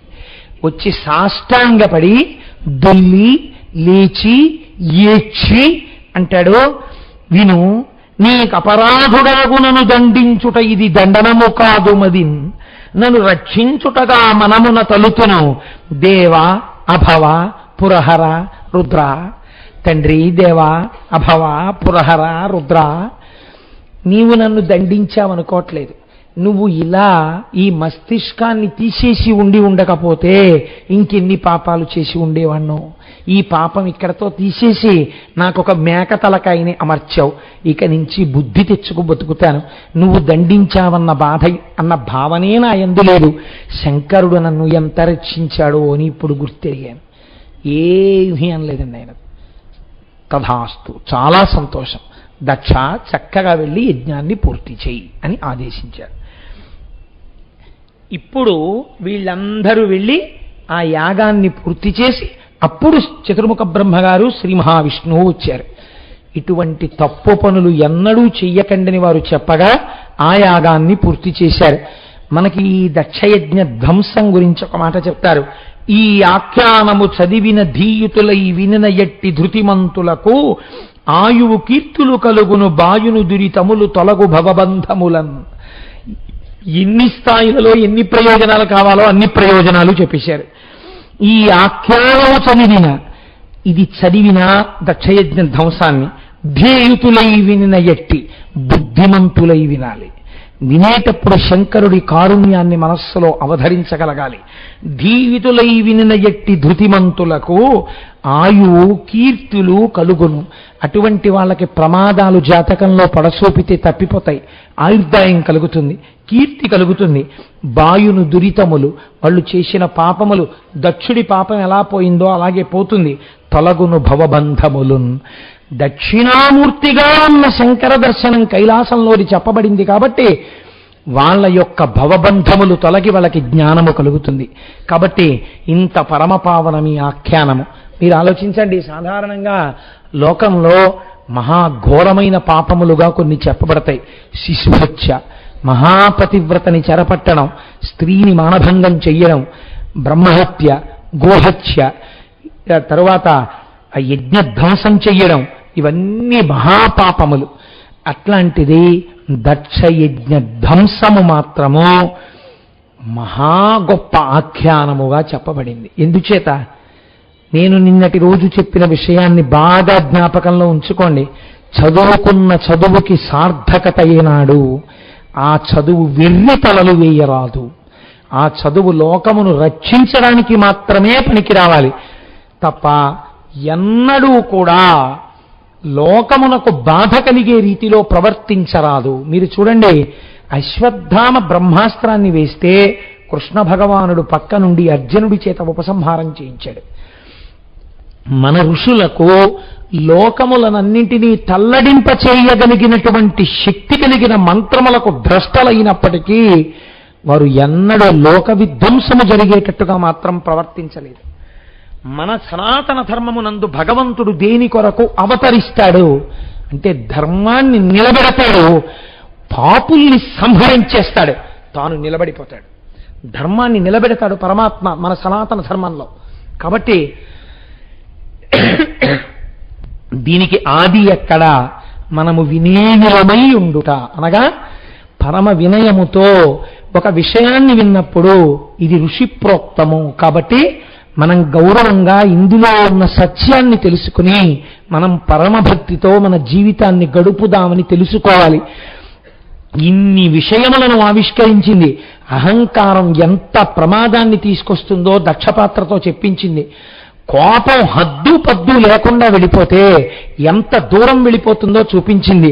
కోపానికి చెల్లెలు పగ. ఆ పగ ఎదురుగుండా ఉన్న వాళ్ళు ఎవరన్నది కూడా చూడదు. తన కడుపున పుట్టిన కూతురు కాలిపోతుంటే చూస్తూ ఊరుకోగలిగాడు. ఇంతటి కరడుగట్టిన స్థితికి వెళ్ళిపోతుంది మనస్సు. మనస్సు విషయంలో తస్మాత్ జాగ్రత్త జాగ్రత్త. అందులోంచే ఇవాళ పుట్టినటువంటి మొలకయే రేపటి మహావృక్షము.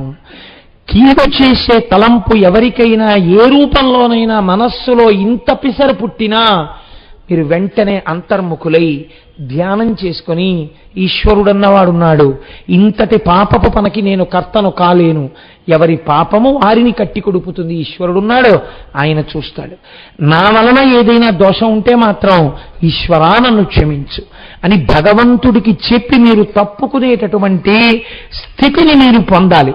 కర్తవ్య నిష్ఠని పొందాలి తప్ప అర్థం పర్థం లేకుండా అన్నిటికీ మీరే కర్త అనేటటువంటి అహంకారం పెళ్ళిబికిపోతే చిట్ట చివరికి దక్షుడి తలకాయే పోయింది. ప్రజాపతి బ్రహ్మగారి పుత్రుడు, ఏం మిగిలింది? తలకాయ మిగల్లేదు. ఎందుకు అహంకారం? ఇలా ఇలా తలగరేసినందుకు ఏమైంది? లేనిపోని పక్షపాతాలకు పోయి భృగువు కనుబొమలు ఎగరేసినందుకు కళ్ళు ఎగిరిపోయాయి, మీసాలు ఎగిరిపోయాయి, గడ్డం ఎగిరిపోయింది. మళ్ళీ ఆశంకరుడి అనుగ్రహంతో కళ్ళు ఇవ్వబడ్డాయి, ఆశంకరుడి అనుగ్రహంతో గడ్డాలు మీసాలు ఇవ్వబడ్డాయి. సరస్వతీదేవంతటి దానికి ముక్కు తెగిపోయింది. మీరు చూడండి, శబ్దము దేని వల్ల వస్తుంది? వాయువు వల్ల వస్తుంది. ఆ వాయువు ప్రధానంగా దేంట్లోంచి చెడుతుంది? ముక్కులోంచి చెడుతుంది. అటువంటి సరస్వతీదేవి ముక్కు తెగిపోతే మళ్ళీ శంకరానుగ్రహంగా ఆవిడికి ముక్కు వచ్చింది. అందుకే ఆ దక్షవాటికలో అడుగు పెడితే ఆ దక్షారామంలో అడుగుపెట్టి ప్రార్థన చెయ్యాలి మనం.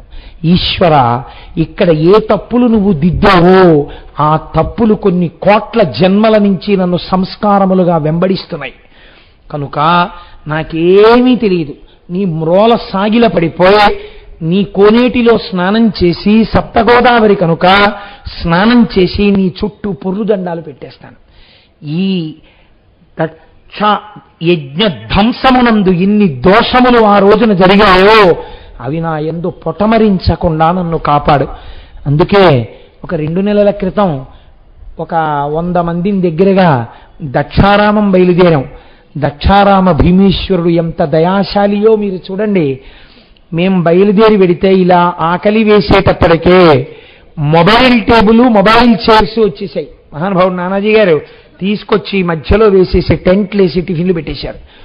100 మందిని వెళ్ళి సప్తగోదావరిలో స్నానాలు చేసి చక్కగా పొర్లుదండాలు పెట్టుకోవడానికి వీలుగా అర్చకులు ఎప్పుడూ లేని దేవాలయాలు తెరిచి పాపం ఎదురు చూసి పూజలు చేయించి ఇంతమంది ఇంత పూనికతో వచ్చారు. మాకు పావలా కాసు మీరు ఇవ్వద్దివ్వాల, మీ అందరూ కూర్చోండి, మీకు ఆశీర్వచనం చేస్తామన్నారు వాళ్ళు. కాబట్టి దక్షారామ భీమేశ్వరుడి అనుగ్రహమే అనుగ్రహం. ఇంత దగ్గరలో ఉన్న క్షేత్రం మనకి దక్షారామం కనుక ఆ దక్షారామము అంత గొప్ప క్షేత్రం. నా మనస్సుకు ఒక గొప్ప జవాబు దొరికింది. శివమహాపురాణం తర్వాత మనస్సు సంతోషపడ్డానికి వెంటనే ఎక్కడికి వెళ్ళాలనుకున్నాను, మిగిలింది పూర్తి చేయను. కనుక అటువంటి దక్షవాటిక మనకి దగ్గరలో ఉండడం మన యొక్క అదృష్టహేతు. అంత గొప్ప దక్షయజ్ఞ ధ్వంసము జరిగిపోయిన తరువాత సతీదేవి ఆ తల్లి మాత్రం శరీరాన్ని వదిలిపెట్టింది. ఇప్పుడు దేవతలకి జగదంబ శక్తి స్వరూపిణి కావాలి. దేవతలందరూ అమ్మవారిని స్తోత్రం చేశారు. అమ్మా, నువ్వు మళ్ళీ ఆవిర్భవించాలి, మమ్మల్ని అందరినీ రక్షించాలి. అమ్మ ప్రసన్నురాలు. అమ్మ కోపం ఎంతసేపు ఉంటుందండి? తాటాకుల మంట. నాన్నగారి కోపం అయితే భయంకరంగా ఉంటుంది, కానీ అమ్మ కోపం పెద్ద భయంకరంగా ఏం ఉండదు. అందుకని అమ్మవారు వెంటనే అనుగ్రహ పాత్రంగా వారికి సౌమ్య రూపంతో దర్శనమిచ్చింది. ఇచ్చి మీ అందరి యొక్క కోరిక తీర్చడానికి మళ్ళీ నేను పార్వతి అన్న పేరుతో మేనకా హిమవంతులకు కుమార్తెగా పుడతాను. ఏమి మేనకా హిమవంతులకు ఎందుకు కుమార్తెగా పుట్టాలి? ఆవిడ ఒక రహస్యాన్ని చెప్పింది శివమహాపురాణంలో.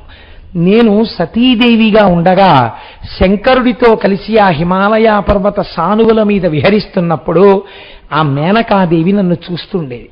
చూసి ఎంత అందంగా ఉంటుందో, ఇలాంటి కూతురు నాకుంటేనా అనుకునేది. ఆ భావన కలిగింది కాబట్టి ఆవిడ కడుపున కూతురుగా పుడతాను అంది. ఇందులో మీరు ఒక్క విషయాన్ని తెలుసుకోవాలి. అమ్మవారు ఎంత సులభంగా వశురాలవుతుందో తెలుసా అండి?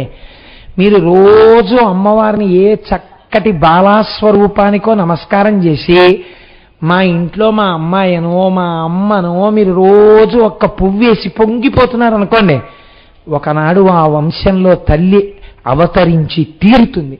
ఎందరి ఇళ్లలోనో జరిగింది తెలుసండి. ఇళ్లలో పూజ చేస్తుండగా మీరు నమ్మండి నమ్మకపోండి, నేను ఒక సత్యం చెప్తున్నాను. బాలోపాసన కలిగినటువంటి అనేక కుటుంబాలలో ఇంట్లో అందరూ కూర్చుని ప్రసాదం తీసుకుందామనుకునే వేళటికి చక్కగా బాల రూపంలో వచ్చి కొద్దిగా పువ్వులు కాసిన పువ్వులు ఇస్తారా అండి అనో, లేకపోతే నాకు కొంచెం ఆ ప్రసాదం పెడతారా అండి అనో అడిగి తిని వెడుతుంది, పుచ్చుకుని వెడుతుంది. నేను ధైర్యంగా చెప్పేస్తున్నాను. ఇవాళ మీకు మనం శరన్నవరాత్రులు చేశాం కదండి. శరన్నవరాత్రులు ఎలా చేస్తే బాగుంటుంది అని ఒకరోజు ఆఫీసులో కూర్చుని ఉట్టినే ఎందుకు వచ్చిందో తెలియదు ఆలోచన. ఒక రఫ్ పేపర్ తీసి ఒక 20 నిమిషాల సేపు ఇలా ఉంటే బాగుంటుంది కార్యక్రమము అని ఒక రఫ్ ఉట్టినే అలా రాశాను. నేను ఇక్కడ రఫ్ తయారు చేస్తున్న వేళలోనే నాకు దేహబంధుత్వం కలిగినటువంటి ఒక కుటుంబంలో చిన్న పిల్ల మామయ్య గారింటికి ఎడదాం, మామయ్య గారింటికి ఎడదాం, మామయ్య గారింటికి ఎడదాం, నువ్వు తీసుకెడతావా తీసుకెళ్ళవా అని హఠం చేసేసింది. సరే పెడదాం, 5:30కు వస్తారు, మళ్ళీ ఆయన హడావిడిగా ఉంటారు, ఇప్పుడు ఎందుకే పని లేకుండా పెడితే బాగుండదే అంటే, కాదు మామయ్య గారి ఇంటికి వెళ్ళవలసిందే అంది. ఆ పిల్ల ఇంటి దగ్గర బయలుదేరి వాళ్ళ తల్లిదండ్రులు మా ఇంటికి తీసుకొస్తున్నారు. రోజు వచ్చినట్టు రాను, నాకు పట్టు లంగా కట్టండి, పట్టు జాకెట్ వేయండి, నేను ఇవాళ మామయ్య గారిని అలా చూడాలి అలా చూడాలని అన్ని పెట్టుకుని పువ్వులు పెట్టుకుని వచ్చింది. నేను ఈ పూజా కార్యక్రమానికి సంబంధించిన రూపకల్పన చేసి రోజు పువ్వులు కొనుక్కోవడానికి ఎడుతుంటాను భానుగుడి జంక్షన్కి. అక్కడికి వెళ్ళి ఆ రోజు పువ్వులు కట్టవయ్యా అంటే ఎన్నో ఏళ్ల నుంచి కడుతున్నాడు అతను. నాకు రోజులే కాకుండా హఠాత్తుగా అతను ఒక సన్నజాజి పూల మాల తీసి కోసి పూజలో వాడండి సార్ అని అందులో పెట్టి కట్టించేశాడు. నేను ఆ సన్నజాజి పూలదండ ఒక్కటి వేరు రకంగా వాడాలని అనుకున్నాను. ఆ రోజే మరునాడు పొద్దున్న పూజలో అలంకారం చేయాలనుకున్నాను. పూలు పట్టుకెళ్ళి ఫ్రిడ్జ్లో పెట్టాను. సంధ్యావందనం చేసుకోవడానికి పూజా మందిరంలోకి వెడుతున్నాను.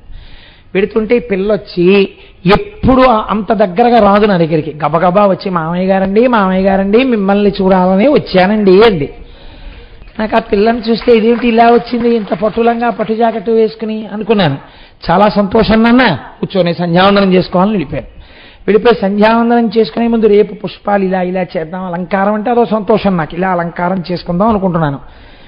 నేను గాయత్రి మంత్రం చేసుకుంటుంటే, ఓరి వెర్రివాడా, శరన్నవరాత్రుల కార్యక్రమం రూపకల్పన చేశావు కదా, నువ్వు ఏ గాయత్రిని ధ్యానం చేస్తున్నావో ఆ గాయత్రి బాలరూపంలో పూల కోసమే వచ్చి కూర్చుంది.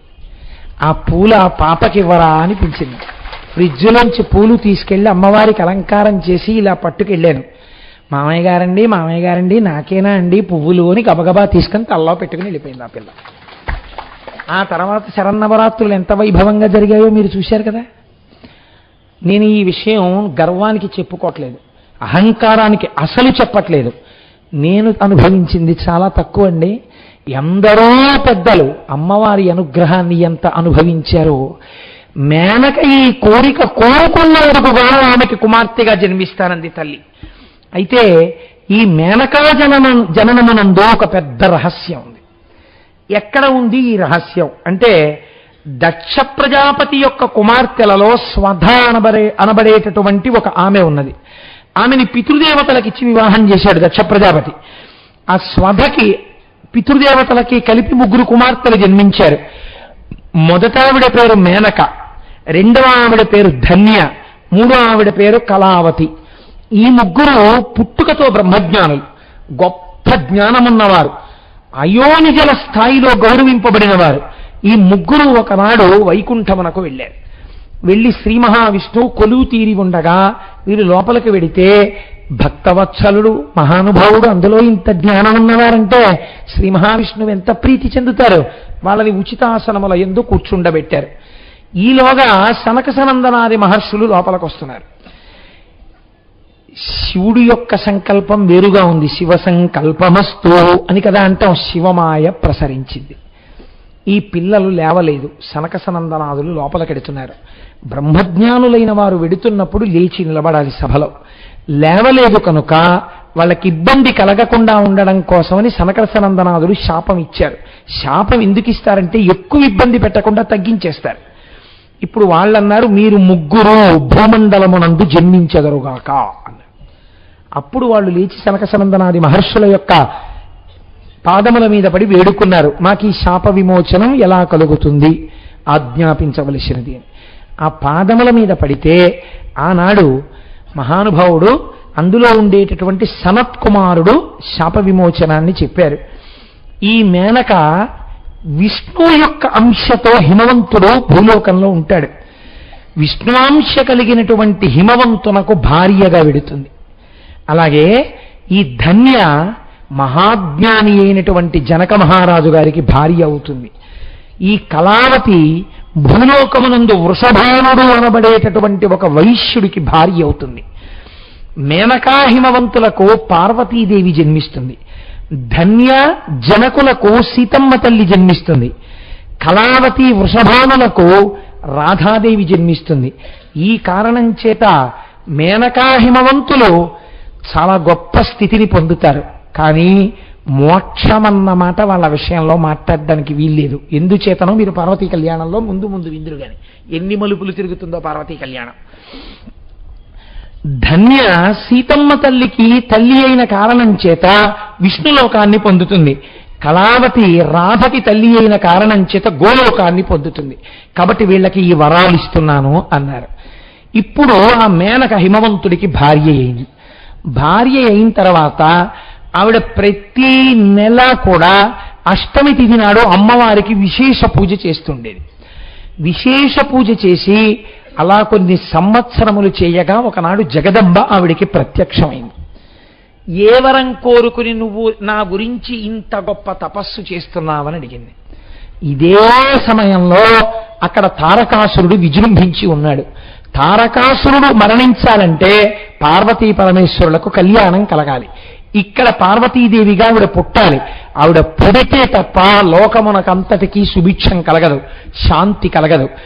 ఇప్పుడు ఆవిడ కనబడి మేనకని అడిగింది, నువ్వు దేని కొరకు ఇంత తపస్సు చేశావు, దేని కొరకు ఇంత పూజ చేశావని. అంటే మేనకంది, నాకు 9 కుమారులు కావాలి, 9 గుణవంతులు కావాలి, 9 కుమారుల తర్వాత ఒక కుమార్తె కావాలి, ఆమె త్రైలోక్య పూజిత కావాలి, 3 లోకముల చేత పూజింపబడేదై ఉండాలి. ఆ తల్లి ఏ వంశంలో పుట్టిందో ఆ వంశాన్ని, ఏ వంశంలో మెట్టిందో ఆ వంశాన్ని ఉద్ధరించేటటువంటిదై ఉండాలి. అటువంటి, ఇంకొక మాటలో చెప్పాలంటే, నువ్వే నాకు కూతురుగా రావాలి. అంటే అమ్మవారు చాలా సంతోషపడిపోయి, నీ భక్తికి మెచ్చుకున్నాను, నీకు అలాగే కూతురుగా పుడతాను, పర్వతరాజపుత్రిని కనుక పుట్టుకతోనే పార్వతీ అని పిలుస్తారు నన్ను.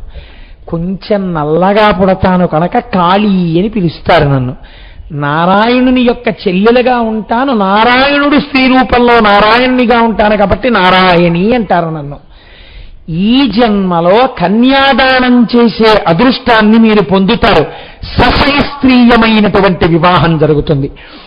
ఇంతకాలం శంకరుడు వివాహం చేసుకోవడం ఒకలా జరిగింది సతీ కళ్యాణం. పార్వతీ కళ్యాణంలో మాత్రం మిమ్మల్ని ఏ స్థాయిలో నిలబెడతానో తెలుసా? కాముణ్ణి కాల్చగలిగిన శంకరుణ్ణి పిల్లనిమ్మని మీ ఇంటికి రాయబారానికి వచ్చేట్టు చేస్తాను. మీరు పిల్లనిస్తున్నారని ఆడపెళ్లి వారింటికి మగపెళ్లి వారు వచ్చేట్టు చేస్తాను. కన్యాదాత ఇంటికే శంకరుడు కదిలొచ్చేట్టు చేస్తాను. శంకరుడే కదిలొస్తే ఎంతమంది వస్తారో చూద్దా గాని భూమి ఇలా అయిపోతుంది బరువు మొయ్యలేక. కంటి విని ఎరుగని చరిత్రాత్మకమైన కళ్యాణం జరుగుతుంది. ఆ కళ్యాణంలో మీ ఇద్దరు కన్యాదానం చేస్తారు. అటువంటి స్థితిని మీకు ఇస్తున్నాను. అంతటి రంగరంగ వైభవాల కళ్యాణం ఆనాడు ఎలా జరిగిందో కైలాసంలో అటువంటి కళ్యాణం కాకినాడలో మళ్ళీ జరుగుతుంది 20వ సంవత్సరంలో. దీన్ని నిర్వహించే శక్తి గోపాలకృష్ణ గారికి చిద్ధన్యుణ్ణి చేస్తున్నాను అని అమ్మ ఆ రోజు అందని నా నమ్మకం. ఎందుకో తెలుసా అండి? రేపు ఆదివారం నాడు పార్వతీ కళ్యాణం ఎలా చెప్పబడిందో అలాంటి కళ్యాణమే మనం చేస్తాం, మామూలు కళ్యాణం కాదు. ఆ రోజు ఊరేగింపులో బ్రహ్మగారు ఎలా వచ్చారో, సరస్వతి ఎలా వచ్చిందో, లక్ష్మీదేవి ఎలా వచ్చిందో, నారదుడు ఎలా వచ్చాడో, ప్రమదగణాలు ఎలా వచ్చాయో, సప్తర్షులు ఎలా వెళ్ళారో అలాగే మేకప్పులతో వస్తారు. సప్తర్షులు కూడా మేకప్ వేసుకుని ఋషుల కిందే వేదం జరుగుతూ పెడుతుంటారు. దాని ముందు ఎద్దులు నడుస్తాయి, దాని ముందు గుర్రాలు నడుస్తాయి. చతుర్ముఖ బ్రహ్మగారు ఎడతారు, ఆయన వెనకాతల వేదం జరుగుతూ ఋషులు పెడుతూ ఉంటారు. సరస్వతీదేవి వెడుతూ ఉంటుంది, చతుర్ముఖ బ్రహ్మగారు వెడతారు. ఇక్కడ కళ్యాణం జరుగుతున్నప్పుడు కూడా పార్వతీ కళ్యాణం లాగే ఆ పైన వేదిక మీదకెక్కి శంకరుడికి బుగ్గ చుక్క పెట్టడం, శంకరుడికి తలంబ్రాలు వేస్తున్నప్పుడు ఆయన జటాజూటాన్ని కొద్దిగా ఎత్తి పెట్టడం, ఇవన్నీ ఎవరు చేస్తారో తెలుసా? చెల్లెలు కాబట్టి సరస్వతీదేవి చేస్తుంది. వేదిక మీద సరస్వతీ రూపంలో ఉంటుంది ఆవిడ. మేకప్ అనకపోతే అర్థం కాదు కాబట్టి ఆ మాట అనవలసి వస్తుంది. అలాగే గౌరీ తపస్సు చేసినటువంటి పార్వతీదేవి, శ్రీ మహావిష్ణువు, లక్ష్మీదేవి అన్నగారు చెల్లెలు కాబట్టి కన్యాదానం పీటల మీద కూర్చుంటున్న వాళ్ళు మేనకాహిమవంతులు కాబట్టి వీళ్ళందరూ వెళ్ళి శ్రీ మహావిష్ణు స్వరూపంలో ఉన్న వ్యక్తి బుట్ట ఎత్తి లక్ష్మీదేవిని తీసుకొస్తాడు పీటల మీదకి. మీరు ఆ కళ్యాణం అక్కడ ఎలా జరిగిందో ఇక్కడ అలా జరగడం చూద్దురు గాని. అక్కడ మైనాకుడు తీసుకొచ్చాడు పెద్ద తమ్ముడిగా, పెద్దన్నగారిగా. ఇక్కడ శ్రీ మహావిష్ణువు తీసుకొస్తారు. తీసుకొచ్చి వేదిక మీద కూర్చోబెడతారు. తర్వాత కళ్యాణం ఎలా జరుగుతుందో, అందులో ఎన్ని చమక్కులు జరుగుతాయో మీరు చూద్దరుగా. శివమహాపురాణంలో ఎలా చెప్పబడిందో అలా ఆనాడు అంత ఆక్రోశం పొంది మనకి పాఠం చెప్పడానికి అంత బాధపడి వెళ్ళిపోయిన తల్లి పార్వతిగా వచ్చింది కదా. ఆ తల్లికి మనం ఎలా సంతోషాన్ని పొందుతాం? ఆ తల్లి అనుగ్రహంతో కదండి సర్వమంగళారూపంలో ఐదోతనం నిలబెడుతోంది. ఆ తల్లి కదా బిడ్డల్నిస్తోంది. ఆ తల్లి కదా మనలో శక్తిగా ఉంది. ఆ తల్లి కదా అన్నం పెడుతోంది అన్నపూర్ణగా. అటువంటి తల్లి కళ్యాణానికి మనం ఏం చేస్తాం? నా దగ్గరికి ఒక ప్రతిపాదన వచ్చింది. కొందరు ఐశ్వర్యవంతులు, వాళ్ళు తప్పు చేశారని నేను అంటలేదు, వాళ్ళు చాలా సహృదయంతో వచ్చారు. అయ్యా, ఈ పార్వతీ కళ్యాణానికి కావలసినటువంటి ధనాన్ని సమకూరుస్తా ఉన్నారు.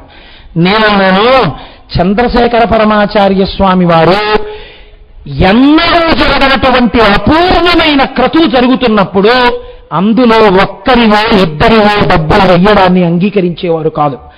అందరిది రూపాయో పావలాయో పడవేసింది. ఇది జన్మజన్మాంతర సుకృతం అనేవారు. అలాగే రేపటి రోజున ఎల్లుండి 2 రోజుల పాటు నేను గోపాలకృష్ణ గారికి ఏం చెప్పానంటే, ఈ కళ్యాణానికి మాత్రం ఎవరో ఒకరిది ఇద్దరిది సొమ్ము ఖర్చు పెట్టవద్దు.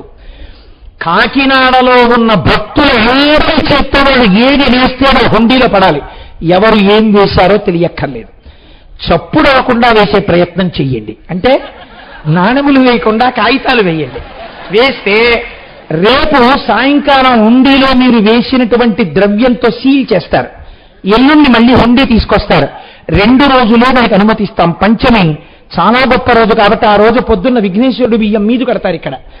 ఆ రోజు సాయంకాలం 1 పావు గంట ముందే నేను ఉపన్యాసాన్ని పూర్తి చేస్తాను. మనందరం ఇన్నేళ్ల తర్వాత, ఇన్ని జన్మల తర్వాత పార్వతీ కళ్యాణానికి మన పురుషార్థం పడింది. మీ అందరూ చూసి సంతోషించేటట్టు ఈ మధ్యలో ఖాళీ చేయించి అందరి సమక్షంలో హుండీలో ఉన్న డబ్బు కింద పోసి ఆ డబ్బుని లెక్క పెట్టి ఇంత డబ్బు వచ్చింది అని మీ అందరికీ చెప్పి రంగరంగ వైభవంగా డబ్బు కళ్యాణానంతరం మనందరం భోజనాలు చేయడానికి ఖర్చు పెట్టుకున్నాం. ఖర్చు పెట్టుకుని మన అందరూ తరిద్దాం.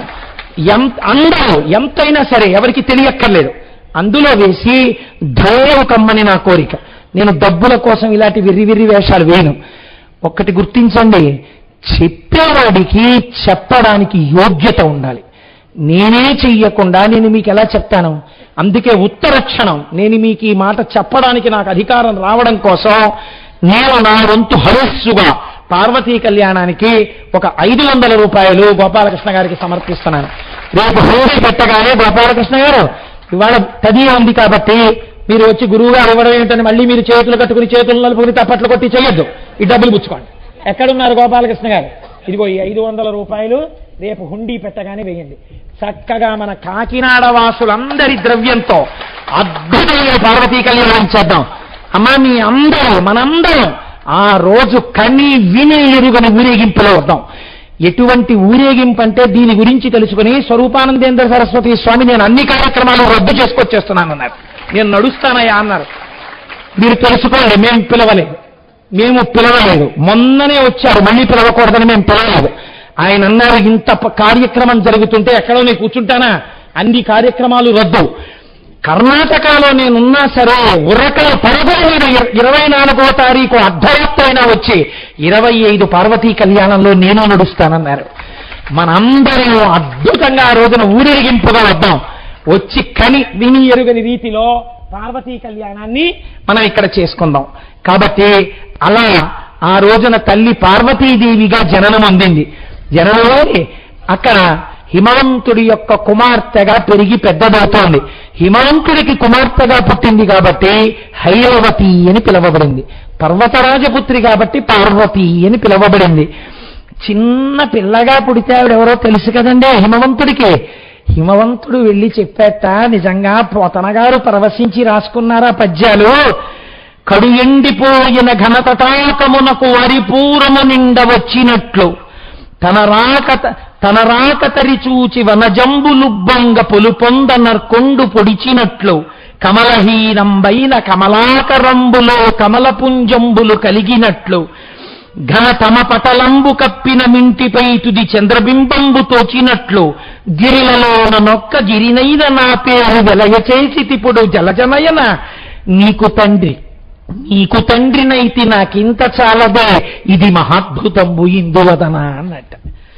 నిజంగా ఆయన అంటాడు కడు ఎండిపోయిన ఘనతటాకమునకు వరిపూరము నిండ వచ్చినట్లు. ఎండిపోయిన చెరువు పెచ్చులుగా మట్టి రేగిపోతుంటే ఇది ఒకప్పుడు చెరువు అండి ఇప్పుడు ఎండిపోయింది అని అందరూ అంటుంటే అద్భుతమైన వర్షం కురిసి మళ్ళీ ఆ చెరువు నిండితే ఆ చెరువు ఎంత అందంగా ఉంటుందో. అమ్మా ఇవాళ నా ఇల్లు అలా ఉంది. తన రాక తరిచూచి వనజంబులుబ్బంగ పొలు పొందనర్కొండు ఒడిచినట్లు. తామర పూలు వికసించడం కోసమని సూర్యుడు ఉదయిస్తే చాలని అలా తపస్సు చేస్తే సూర్యబింబం ఉదయించి కిరణములు పడితే ఆ కిరణ స్పర్శ చేత తామర పూలు విచ్చుకున్నట్లు కమలహీనంబైన కమలాకరంబులో కమలపుంజంబులు కలిగినట్లు. కమలములు లేనటువంటి సరోవరం కళాహీనంగా ఉంటే అందులో మళ్ళీ కమలములు పుడితే ఎంత అందంగా ఉంటుందో అంత అందంగా తటాకం అయినట్టు ఘనతమ పటలంబు కప్పిన మింటిపై తుది చంద్రబింబంబు తోచినట్లు చీకటిగా ఉన్న ఆకాశంలో చంద్రబింబం ఉదయిస్తే ఎంత అందంగా ఉంటుందో అంత అందంగా చంద్రబింబం ప్రకాశిస్తున్నటువంటి ఆకాశం వెలుగొందినట్టు గిరిలలో నన్నొక్క గిరినైన నా పేరు. అమ్మా ఎన్ని కొండలున్నాయో లోకంలో, అలాంటి కొండల్లో నేను కొండనమ్మా. ఇన్నాళ్ళు నన్ను ఏమనేవారో తెలుసా? ఆ కొండ అనేవారు. కానీ అమ్మా ఇవాళ నువ్వు మా ఇంట్లో పుడితే నేనేమయ్యానో తెలుసా తల్లి? గిరిలలో నన్నొక్క గిరినైన నా పేరు వెలయ చేసి ఇప్పుడు జలజనయన. అమ్మా ఇప్పుడు లోకంలో అంతా ఏమని చెప్తున్నారో తెలుసా? హిమవంతుడు పార్వతీదేవి తండ్రి. హిమవంతుడు ఎంత అదృష్టవంతుడో తెలుసా? అమ్మా అన్నం తినమ్మా అంటాడు. అమ్మా అని ఇలా బుగ్గలు పుట్టుకుంటాడు. అమ్మా అని తల పట్టుకుని ముద్దు పెట్టుకుంటాడు. అమ్మా అని ఆ శిరస్థానమునందు ఆఘ్రానిస్తాడు. అమ్మా ఉత్తరీయం తెస్తావా అంటే తల్లి పట్టుకెళ్ళి ఉత్తరీయం ఇస్తే ఉత్తరీయం వేసుకుంటాడు అని, అమ్మా నేను ఇప్పుడు కొండని కానమ్మా, నా పేరు ఎంత చెప్పుకుంటున్నారో తెలుసా అమ్మా లోకంలో, హిమవంతుడు ఇంతటి వాడని గర్వంతో తలెత్తుగా నిలబడుతున్నానమ్మా. ఇంత గర్వం ఇంత ఆనందం ఎందుకు వచ్చాయో తెలుసానలి, వెలయచేసి తిప్పుడు జలజనయన నీకు తండ్రినైతి నాకింత చాలదే, ఇది మహాద్భుతంబు ఇందువదన. ఒక కొండెక్కడా, అమ్మవారికి తండ్రి అవ్వడం ఎక్కడా? అమ్మా నీకు తండ్రిని చేశావమ్మా, నా జీవితానికి ఇది చాలదా అని ఆ అమ్మవారిని ఇలా పట్టుకుని 2 చేతులతో కన్నీరు కారుస్తూ భక్తితో పరవశించిపోయాట హిమవంతుడు. మీరొక్క మాట నమ్ముతారా? నేను ఒక రోజు రాత్రి 11 గంటల వేళ ఈ పుస్తకం చదువుతున్నప్పుడు ఈ పద్యం చదివాను. చదివి సోఫాలో వెనక్కి కూర్చుని నిజంగా ఆ రోజున ఆ చిన్న పార్వతీదేవిని చూసి హిమవంతుడు ఎంత పొంగిపోయాడో అని నాకు ఆనందం ఆగక నా కూతురు పడుకున్న గదిలోకి వెళ్ళి నిద్రలేపి, నీకు తండ్రినైతి నాకింత చాలదే, ఇది మహాద్భుతంబు ఇందువదన అని మా అమ్మాయి తల పట్టుకుని దాని మూర్ధన్య స్థానమును ఆగ్రానించి వెళ్ళిపోతే అది కంగారు పడిపోయి నిద్రలేపి నాన్నగారు ఏదో చెప్పెళ్ళారని, నేను పడుకున్నాక మళ్ళీ వచ్చి నాన్నగారండి ఏమ్మా అన్నాను. ఏమిటండి నిద్రలేపి ఏదో అన్నారు మీరు అంది. ఏమన్నా తప్పైందా అని అనగారండి, నా వల్ల అంది. అయ్యయ్యో నాన్న అది కాదురా, పార్వతీ కళ్యాణం ఎప్పుడే నేను వీరభద్ర విజయంలో పోతన గారి పద్యాలు చదువుతున్నాను రా, నీకు తండ్రినైతి నాకింత చాలదే, ఇది మహాద్భుతంబు ఇందువదన. ఆ హిమవంతుడి ఆనందం నేనెందుకు పొందలేను? నా ఇంట ఉంది పార్వతీదేవి, పర్వతంలా ఇంత ఎత్తు నన్ను ఇచ్చాడుగా ఈశ్వరుడు అని ఉండబట్టలాక రేపటి వరకు ఆగలాక నిన్ను లేపి నీ మూర్ధన్య స్థానమును వాసన చూసొచ్చి పడుకున్నానమ్మా అంటే మీ అఘాయిత్యం పురాణాలు చదవడమో ఇలాంటి ప్రయోగాలు చేయకండి అని మా ఆవిడ చెప్పిన విషయాన్ని సభాముఖంగా చెప్పినది మా ఆవిడ చేత తీవ్రముగా స్వీకరింపబడకుండుగాక. అంతఃపుర రహస్యాలు సభల్లో చెప్తావా అని, అది కూడా భగవత్ సంబంధము కనుక నా ఆనందముగా స్వీకరింపబడుగాక. కనుక హిమవంతుడు ఆ రోజున అలా పొంగిపోయాడు. తల్లి భావస్వరూపంతో గజ్జెలు పెట్టుకుని, పట్టులంగాలు కట్టుకుని, పట్టు జాకెట్లు వేసుకుని, పూలెట్టుకుని ఆ హిమవంతుడి ఇంట్లో తిరుగుతోంది. దేవతలందరూ అమ్మయ్య ఎలా పుట్టిందని పొంగిపోతున్నారు. ఆ అమ్మయ్య అమ్మకి కళ్యాణం కాకినాడలో చేస్తామని మనం పొంగిపోతున్నాం కదండి. ఇంత శుభప్రదమైన మంగళప్రదమైన సన్నివేశం దగ్గర ఇవాల్టి ఉపన్యాసాన్ని ఆపుతాను. రేపటి రోజున జ్ఞాపకం పెట్టుకోండి, కళ్యాణ హుండి. నేను ఎందుకు చెప్తున్నానో తెలుసా అండి, డబ్బుల కోసం కాదు. నేనే డబ్బులు సంపాదించాలంటే పెద్దల్ని నేను అడిగితే వెంటనే ఇచ్చేస్తారు. ఎందుకంటే నేను ఎప్పుడు ఎవరిని నా జీవితంలో పురాణం చెప్పి డబ్బులు ఏమని అడగలేదు. నా కోరిక ఒక్కటే, నాకు చంద్రశేఖరుల మీద ఉన్న భక్తి అలాంటిది. అందరి ద్రవ్యం పడాలని మీకు గుర్తు చేశానంతే.